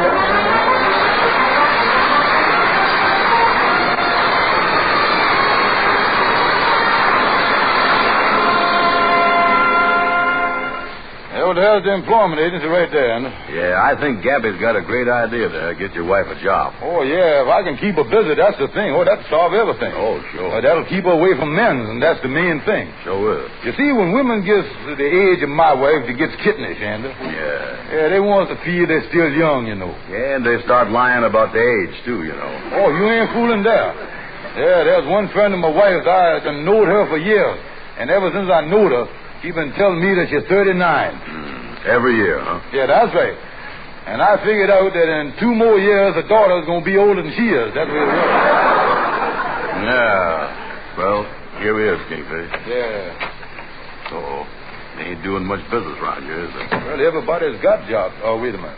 Good morning. Can I help you? I want to talk to somebody about getting a job. Oh, catch the subway and get to this number. You can start to work this afternoon, and your friend here, you can catch a bus and go to this address, and they'll put you to work right away. They'll pay anything. Yeah, but wait just a minute, man. This isn't unnecessary. Yeah, I know. Oh, I don't care if you haven't done butler work before. These people give you any salary you want. They'll furnish you with a car and 3 days off a week. Yeah, could we slow down here just for a second, please, ma'am? Yes, ma'am. We don't want no jobs for ourselves. Oh, well then what do you want? Yeah, I want to get a job for my wife. I've got just the place for her. Second maid over on Park Avenue. They have 2 butlers, and she doesn't have to do a thing. 4 days off a week. Wait a minute. 2 butlers, huh? Let's see, and 2 butlers, that's men, see? But there must be. Can't be women. I ain't never heard of no butleresses. No, lady, she don't want that job. Well, how about getting her a job in an office building? Now you said something. It's right here in Harlem. Now you're talking. She'll run an elevator. Now you're really talking. Finest men in town have offices there. You just talked me out of it. Look, Kingfish, listen, we ain't getting no place here. Yeah, what else has you got, madam? Well, I've got a job open for a hat-check girl in a nightclub. No. That spells trouble there. I can see the men now checking their hats saying, hello, baby, how are you? Now, look, Kingfish, I got an idea. Come here. Excuse us, madam, will you? What is that? Look here. You don't want her to work with men. No. I tell you what you do. What? Take her down and enroll her in the Red Cross where there ain't nothing but women working. Andy, that's a great idea. She can work with nothing but women's down there, learn a lot of stuff, and at the same time she'll be doing a lot of good. Yeah. That'll keep her busy and out of trouble. I'll do it.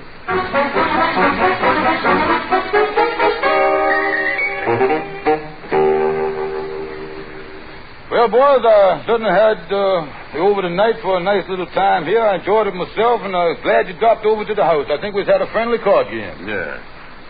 Well, how'd you feel, Amos? Oh, I enjoyed it a lot, Kingfish. Oh, yeah, me too, Kingfish. I enjoyed it too, yeah. Well, you know, I'm sure happy about the situation. I done enrolled my wife down at the Red Cross. That keep her out of trouble. She ain't gonna be running into that Floyd Wilson in front of the department store. I know that. That was a good idea I gave you there, wasn't it? Yeah, what hours do she work, Kingfish? Well, she do her housework and all the stuff in the morning here, and then she gets over there to the Red Cross at noon. She comes back in time to cook my supper, and then she goes back and she stays around 10 o'clock. Yeah, well, that don't give her no time to rest. Listen, Amos, I ain't that thoughtless. I know as well as you does that a person can't keep going all the time. They needs rest and relaxation. Yeah, well, when you figure Sapphire going to be able to rest? When she's boiling my eggs in the morning. She got 3 minutes there doing nothing. Say, by the way, how long is Sapphire going to keep this job she's got, Kingfish? Yeah, well, I done signed her up for a year at the Red Cross, and she can't quit for 12 months. I hear somebody opening the front door, Kingfish. That's right. Who down at the front door? It's me, George. Hello. Well, hello, honey. Hello, Amos. Hello, Andy. How are y'all? How's the Red Cross? Oh, it's wonderful. Wrapping, bandages. Oh, sure enough, honey? Oh, yes. It sure is a lot of fun. Yeah, a lot of people doing that already. Yeah, what do you learn over there, Sapphire? Oh, they learn you everything. George, if you ever break your leg, I know just how to put a splint on it. They showed us how to put the splint on, you see. We even get on the floor and play like we hurt, and they show us how to bandage up a person on the floor. Oh, I can't wait to get back. Yeah, sounds great, don't it, Kingfish? I'll say so. How'd you get home, honey? Oh, our first aid instructor walked home with me. Yeah, that was mighty nice of her. Who is the woman? It ain't no woman. It's Floyd Wilson.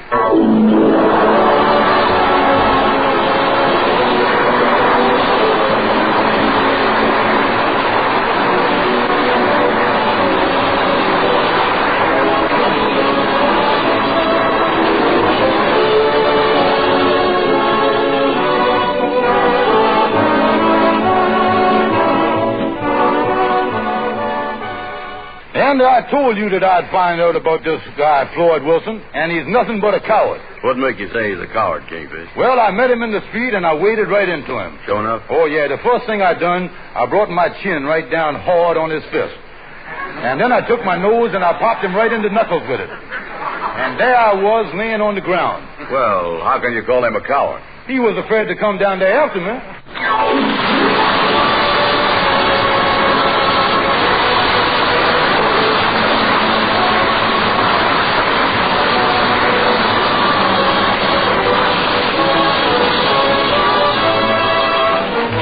Next week, Andy is in for a lot of headaches over his income tax, so don't miss the fun. This program is broadcast to our armed forces all over the world. This is Harlow Wilcox saying good night to all of you from all of us.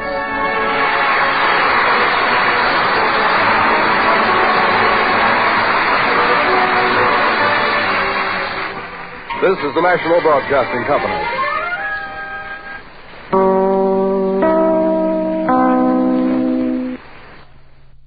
Hello? Are you there? Well, we're here. Swan's the soap that's pure and gentle. Come on, swing to Swan. Lever Brothers, the makers of Swan, the new white floating soap, present the Burns and Allen Show with Paul Whiteman.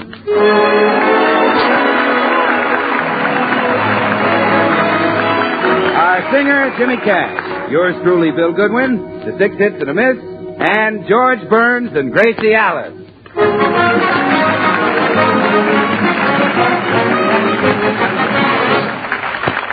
Well, now it's late afternoon, and we find George on his way home to Gracie. He has stopped in for a moment at the corner cigar store. Oh, good afternoon, Mr. Burns. Hello. 3 cigars, please. The usual kind? Uh-huh. All right, here you are. Thanks. Here's your quarter. Thank you. Here's your 20 cents change.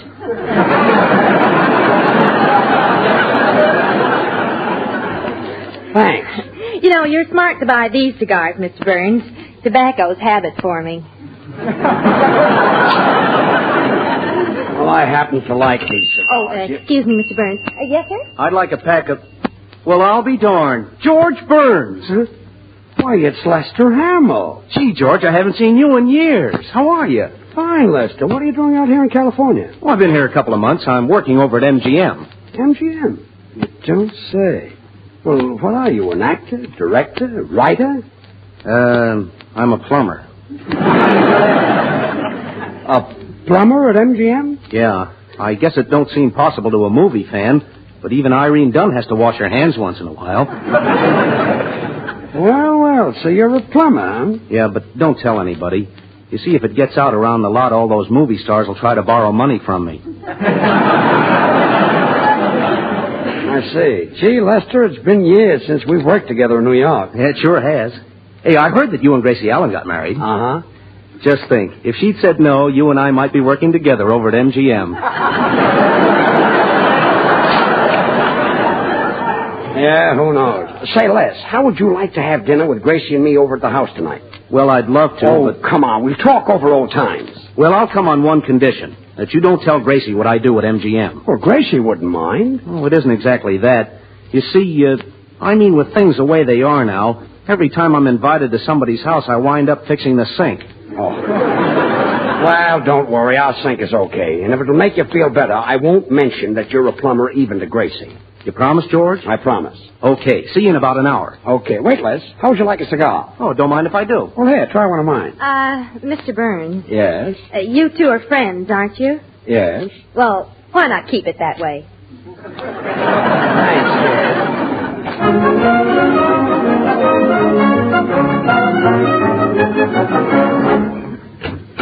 Hello, sweetheart. Hello, dear. Say, I just met an old friend of mine down at the corner, and I invited him for dinner tonight. Is it all right? Oh, dear, you would have to invite company the one night our sinker stopped up. What? Oh, I've been trying to get a plumber all day. Well, never mind. I'll fix it. Oh, all right. Who did you invite? Oh, an old friend of mine, Lester Hamill. You don't know him. He's with MGM. MGM? You mean he's in the movie business? Well, in a way. Is he a big executive? Well, he's not exactly an executive. Go on. I'll bet he's in the president's office. Well, as a matter of fact, he's in and out of all the offices. Oh. Well, George, I'll be right back. Well, where are you going? Well, I've got to call Tootsie Sagwell. Oh, my, I hope she's home. Hello? Hello? Hello, Tootsie? Oh, dear, always a soprano, never a baritone. Who's this? Well, it's Gracie. Oh, Tootsie, I have the most exciting news. A big movie magnet is coming to my house for dinner. Really? You mean... Yes, it's our big chance, Tootsie. What we've been talking about for months. A chance to get you into the movie. Oh, I'll be right over. What'll I wear? Let me see, I'd better wear something to show my legs off for the bed to dance. That's a good idea. How about your new corduroy slacks? Don't worry, I'll think of something. Oh, all right. Goodbye. Oh, George, I'm so thrilled about Mr. Hamill coming over. Now I'll be able to get Tootsie in pictures. Gracie, Lester can't get Tootsie in pictures. Oh, why not? Just last week she won a beauty prize. Tootsie Sagwell won a beauty prize? Uh-huh. Well, didn't you read in the paper how hundreds of girls were helping to pick the tomato crop? High school girls, society debutantes, and even movie stars? Yes. Well, they had a beauty contest, and Tootsie won it. Really? Yes. Of all those girls, she picked the most beautiful tomato. Well, good for her. Oh, and she's a very fine actress, too. When our club put on my sister Eileen, she had the part of Eileen, and she was wonderful. But Eileen is a gorgeous young girl. How could Tootsie look the part? Well, she didn't exactly, but we took care of that. We fixed up the plot a little bit and changed the title to My Brother Eugene. Kid must have been sensational. Hi, George. Hello, Gracie. Oh, hello, Bill. You stay here and talk to George while I run into the kitchen. I want to see if there's enough for a big dinner. Having company, George? Yeah, you're invited if you'd like to come, Bill. Oh, well, thanks, George, but I have to pick up a girl at Hollywood and Vine at 6 o'clock. Who is she? Well, how do I know who's going to be at Hollywood and Vine at 6 o'clock?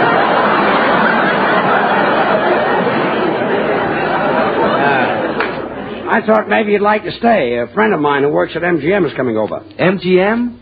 Oh, well, maybe I'd rather take potluck here. You know, George, I almost signed with MGM before Paramount grabbed me. You saw me in Wake Island. Yes. Great 10 seconds.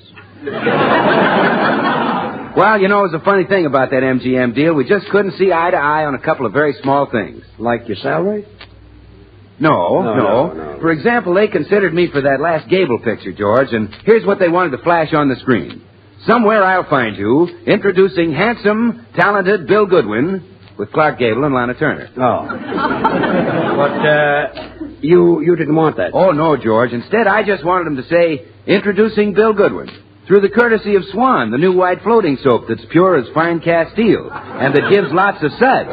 Swan, the sud sensation of the century, with Clark Gable and Lana Turner. Oh, I see. But they wouldn't put that on the screen, huh? No. Very unreasonable, yeah. Well, then they wanted me to play a scene where I grab Lana Turner in my arms and kiss her and kiss her and kiss her. But that wouldn't do. Oh, of course not. I'd rather do a scene where I talk to her. Yeah, oh, brother. And you played a Marine in Wake Island.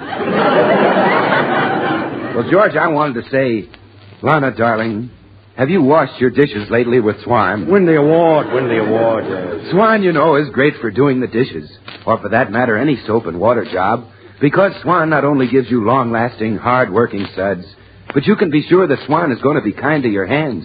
It's so pure and gentle, Lana. Yes. But they wouldn't let you do that scene in the picture. No. You must have a very bad agent. Well, then, George, then I wanted to make one more little change. Yes, I suppose you wanted to change the title of the picture to Somewhere I'll Find You Breaking Swan in Two so you can use half in the kitchen for your dishes and cleaning and the other half in the bathroom for your hands and face. No. The change I wanted to make was a very small one. You know the lion they flash on the screen at the start of every MGM picture? Yes. Yes. I'm out of pages. Well, take mine. Yes. You know the lion that they flash on the screen at MGM pictures? Yes. Well, the idea of them saying a swan can't roar. That's good, but I'm not deaf. Don't holler so loud. George, I'm coming back later and take it up with that friend of yours from MGM. Now, Bill, wait. That couldn't... You see, what... No, sir. I won't rest till I put swan prints in the cement at Grauman's Chinese. Gracie, don't go to too much trouble about Lester. But, George, he's a big movie man. Did you say he was a director or a producer? Well, Lester handles lots of jobs at MGM. He's sort of a handyman, to have around. Oh, men like that lead such glamorous lives, George. Oh, what a thrill it must be when he finishes a job and they put a big sign on it. This is a Lester Hamill production. Oh, yes.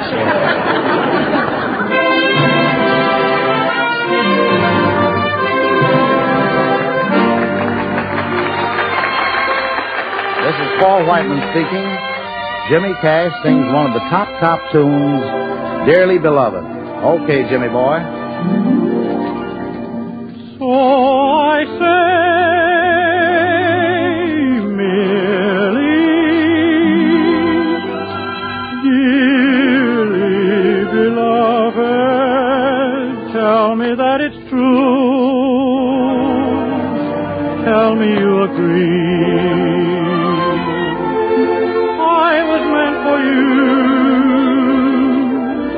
You are meant for me,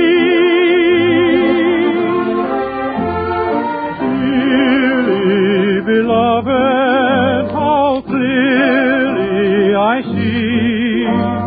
Somewhere in heaven you were fashioned for me, angel eyes knew you. Angel voices led me to you. Nothing could save me. Fate gave me a sign. I know that I'll be yours come shower or shine. So I say,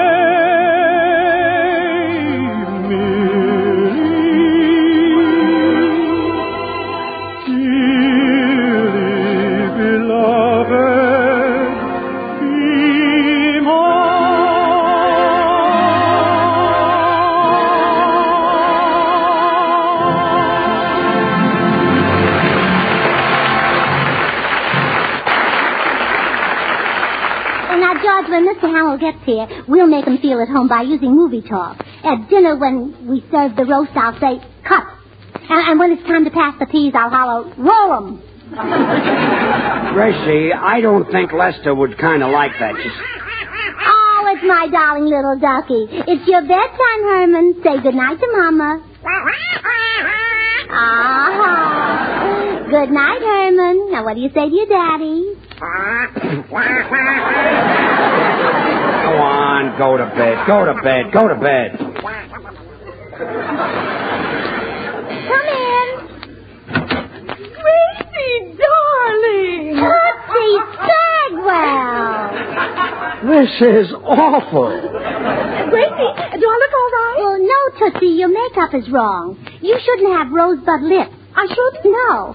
What if your mouth is large? That's nothing to be ashamed of.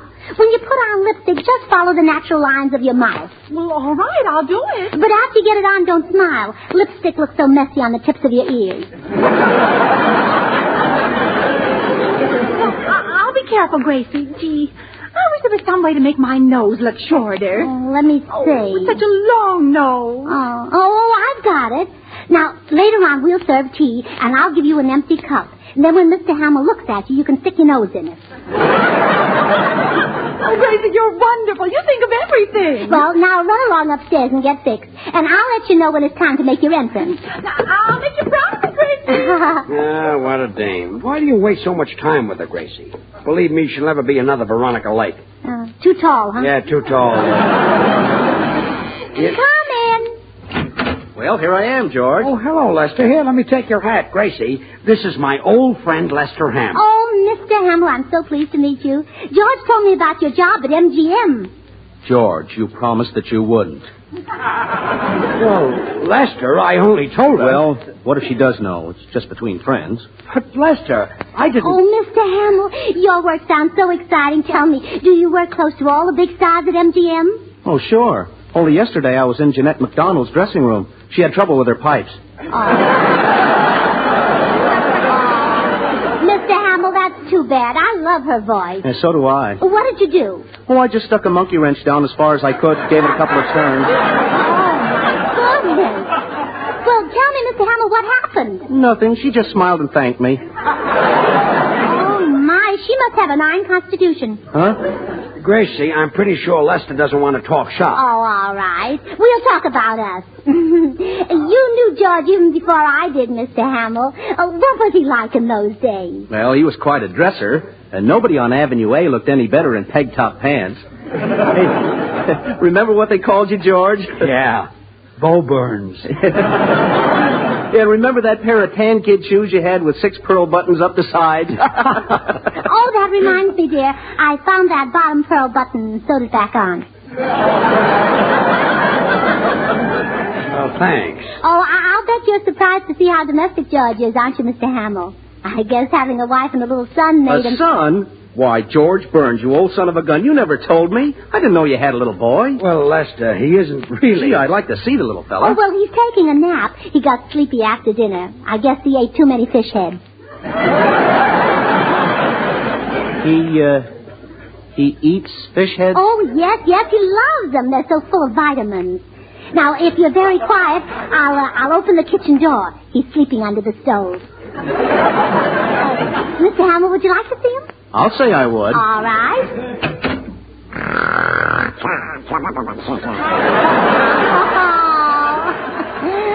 Oh, isn't he sweet?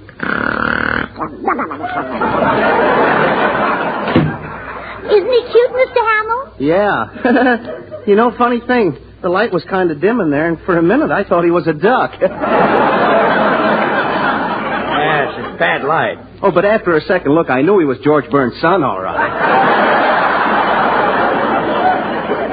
If you look once more, you'll see it was a duck. Oh, my. It's getting late, isn't it? I wonder what can be keeping Tootsie upstairs. Gracie, about Tootsie. Well, I better run up and see. Pardon me a moment.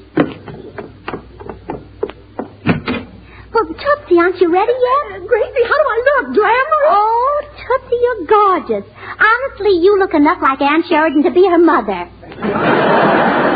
Oh, that's wonderful. I'll be right down, Gracie, as soon as I finish powdering my nose. Oh, good. And remember to make a grand entrance. We've got to impress Mr. Hamill with your poise and grace. I know. I'm so nervous. I just hope at the last minute my oomph doesn't turn to blah. Oh, Tootsie will be right down, Mr. Hamill. Gracie, I don't think Lester is interested in Tootsie. Oh, Mr. Hamill, Tootsie's a very remarkable girl. Why, she might turn out to be another Claudette Colbert, or Ginger Rogers, or Jean Hersholt. Gracie, Jean Hersholt is a man. Oh, well, you see what a remarkable girl Tootsie is? She does sound like one. Oh, she is. Oh, look, there's Tootsie at the head of the stairs now. Ah, good evening, ladies and gentlemen. May I join you? Well, by all means, come right down, Tootsie. All right, here I come.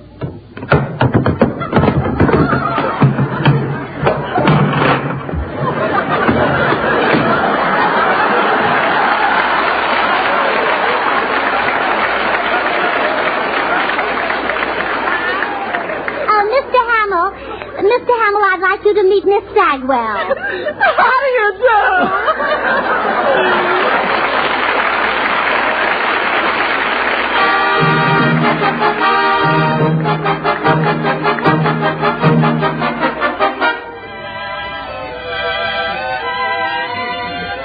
We've had a lot of war songs, but it looks like this is really it.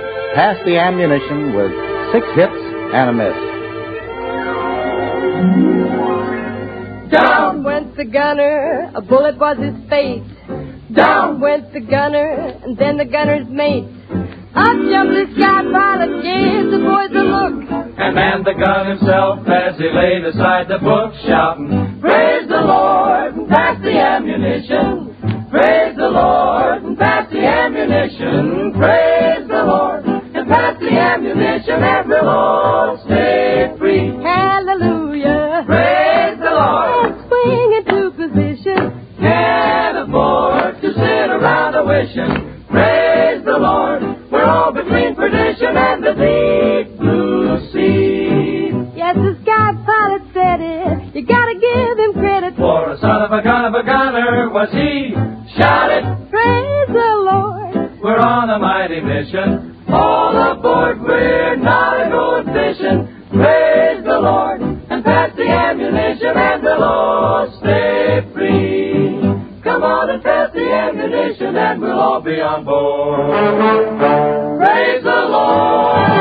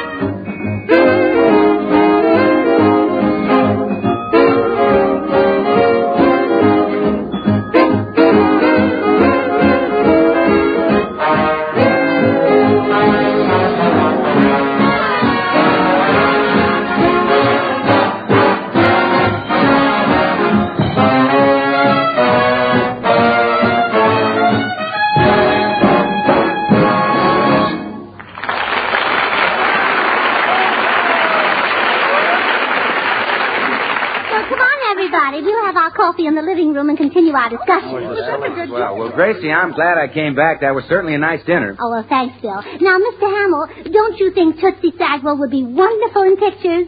Gracie, Mr. Hamill doesn't want to hear any more about Tootsie. You talked his ear off all through dinner. Oh, but there are a lot of angles she hasn't mentioned yet. Oh, that's right, Mr. Hamill. In fact, Tootsie has more angles than any girl I've ever met. And in the funniest places. But be that as it may, Mr. Hamill, I've been trying to get in a word with you all evening myself. I guess you know that I just finished starring in Wake Island. You movie people are funny, Mr. Hamill. You scour the country for talent, but when it's right under your nose, you ignore it. Now look at Mickey Rooney. He always had the talent he has now. Why wasn't he a star 25 years ago? Because he wasn't born yet. Oh, George, you and your silly argument. I guess so, yeah. Yes, Gracie's right about talent, Mr. Hamill. Now, when I made Wake Island... And that isn't all either. Think of Robert Taylor for a minute. And then think of Cary Grant and Tyrone Power and Melvin Douglas. Gracie, not so fast. I'm not through with Robert Taylor yet. This is the silliest talk I ever heard in my life. Well, speaking of handsome leading men, when I made Wake Island... Isn't silly. I'm trying to convince Mr. Hamill that Tootsie might be an undiscovered star. Oh, that's right, Mr. Hamill. Now, when I made Wake Island... Well, now, when I made Wake Island... And that isn't all. You movie people think just because a girl is beautiful, she can't have any talent. Well, look at Tootsie. What for? No. I wouldn't say that Tootsie is better looking than Lana Turner, would you, Mr. Hamill? No, I wouldn't say that because I have a reason not to. I don't believe in knocking the other fellow's product. Oh, you're right. Now, when I made Wake Island... Oh, sit down with that Wake Island. Well, that does it. I can take a hint. If you don't want to listen to me, I'm going and I'm never coming back. But mark my words, George, you'll miss me. The next time you have guests and there's a lull in the conversation, Who's going to jump up and say, have you heard about Swan, the new white floating soap that's a baby gentle whiz for suds? More suds than you ever saw in your life. Who's going to say that? Well, I'll just have to jump up myself. I'm a very high jumper, you know. See what I mean? Yeah. Oop, and I'm up. Okay. And 6 o'clock in the morning, who's going to phone you and say, George, time to get up and take your shower with Swan. Swan, the soap that's so great for your shower or bath because it's as mild as fine Castile soaps. So pure it's perfect for a little baby's tender skin. Who's going to do that? Krovney, Dittenfest, Newman, Sam Tralafash. Oh, all right. Curly. I've got thousands of friends. Well, let them do it then. Let them do it. But I'm going. What's more, I had some great news for you, but now you can find it out for yourself. Goodbye. Oh, Bill, wait. What's the news? Oh, no. Goodbye. Oh, come on, Bill. What's the news? Well, lots of dealers right now are running a special sale on Swan. You buy 3 bars and save. Swan gives you more real soap per penny than any leading toilet soap tested, and it goes further than easily wasted package soaps. So when you buy 3 bars, you save in more ways than one. Well, you made me tell you, but I'll never open my mouth again. I'm going. I know when I'm not wanted. I'll never set foot in this house again as long as I live. Well, that's that. So long, everybody. See you tomorrow, George. Someday that kid will stop hinting and come right out with it. Oh, let me see now, where was I? Oh, yes, Tootsie Sagwell. Would you believe, Mr. Hamill, that Tootsie Sagwell is just as talented as she is beautiful? That he'd believe. Yeah. I wasn't talking to you, George. What do you think, Mr. Hamill? Then, as I was saying, your studio will make a big mistake if they don't sign her. She has all the qualities that a great actress needs. Poise, emotion, subtlety, loud voice. Would you like to hear a sample of her work? Well, of course you would. You should hear her do a big dramatic scene where she has to be heartbroken. Oh, she's wonderful, aren't you, Tootsie? Uh-huh. Oh, nobody can cry like Tootsie. Nobody. Nobody can say, goodbye, Joe. Goodbye. Don't forget me, Joe. Don't forget our home. Don't forget the children. Don't sit under the apple tree. Nobody can do that. She's dynamic, aren't you, Tootsie? Uh-huh. Oh, wasn't that the best heartbreak you ever heard, Mr. Hamill? But Tootsie's Wicked Vampire is even better. Oh, she does it with the French accent. Do you not, Tootsie? Uh-huh. Oh, you should hear her when she say, I am irresistible. Comme si? I am enchanting. Comme ça? Yes, comme si? No, comme ça? Why don't you come see me sometime, comme ça? Oh, she's marvelous. Don't you think so, Tootsie? Uh-huh. Well, that gives you an idea of her talent, Mr. Hamill. Oh, when can you get a screen test? This is going far enough. Look, Gracie, Lester does work at MGM, but he's not a producer. He's a plumber. A plumber? What? Well, my goodness, why didn't you tell me before? Well, he asked me not to. I guess he thought you wouldn't be impressed. Well, that's silly. I think plumbers are wonderful people, and I'm proud to have a husband who's a plumber's friend. Well, I'm glad you feel that way. Of course, this means Lester can't get Tootsie a job. Oh, I wouldn't say that, George. Mr. Hamill, Tootsie's not only a great actress, but she's strong. Show me a muscle, Tootsie. Yeah, that's right. Well, Mr. Hamill, how about giving her a chance as your helper? Oh, thank you, Mr. Hamill. Isn't it thrilling, Tootsie? I've got a job for you in pictures. You're going to be a plumber's helper at MGM. Well, I've carried a torch for lots of men, so I might as well carry one for him. Oh, imagine Mr. Hamill not wanting to say he was a plumber. Why didn't you tell us, Mr. Hamill? I thought maybe you wouldn't. Gee, listen to me. I'm talking.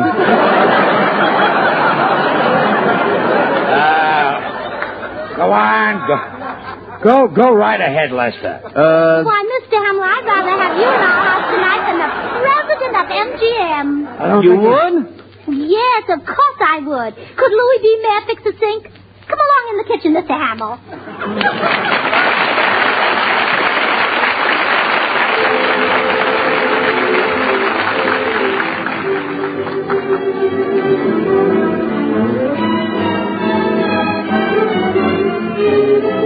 Well, George and Gracie will be right back. Meanwhile, I'd like to remind you to stop in where you see a dealer displaying the Swan sign that says, buy 3 bars and save. If you haven't yet tried Swan, now's a swell time to do it. See if you don't find that Swan always saves you money, sale or no sale. Saves because it takes the place of expensive toilet soaps. And saves because Swan also does away with the need for easily wasted package soaps. So now's the time to swing to Swan. Now, when you can buy 3 bars and save. And now here's George and Gracie. Boy, this sink is really stopped up. Look, it's overflowing. Hey, what'd you do, Mrs. Burns? Pour grease down the drain? Oh, no, Mr. Hamill. I save all our bacon grease and waste kitchen fats and take them to my meat dealer. Everybody should do that, you know. The government needs waste fats for bombs and bullets, so it can't be grease in the sink. Well, there's water all over the floor. Something must be clogging up the sink. I wonder what it could be. Well, I don't know. Let's pull out the stopper and look.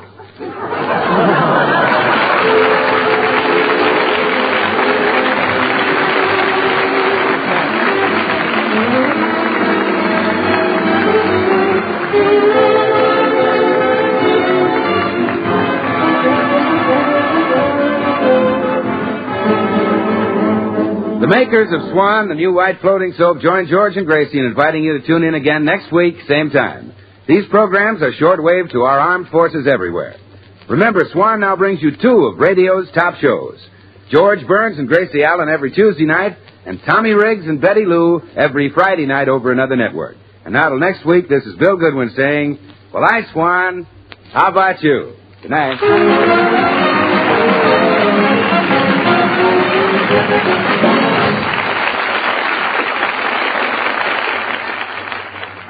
Try Spry. You'll find the baking you turn out fluffy and light. Try Spry. You're sure to hear your family shout, flight of delight. For cake, pies, donuts, the things you fry. Try Spry. What's that you say you're going to try today? Why, sure. Try Spry. This is the Columbia Broadcasting System.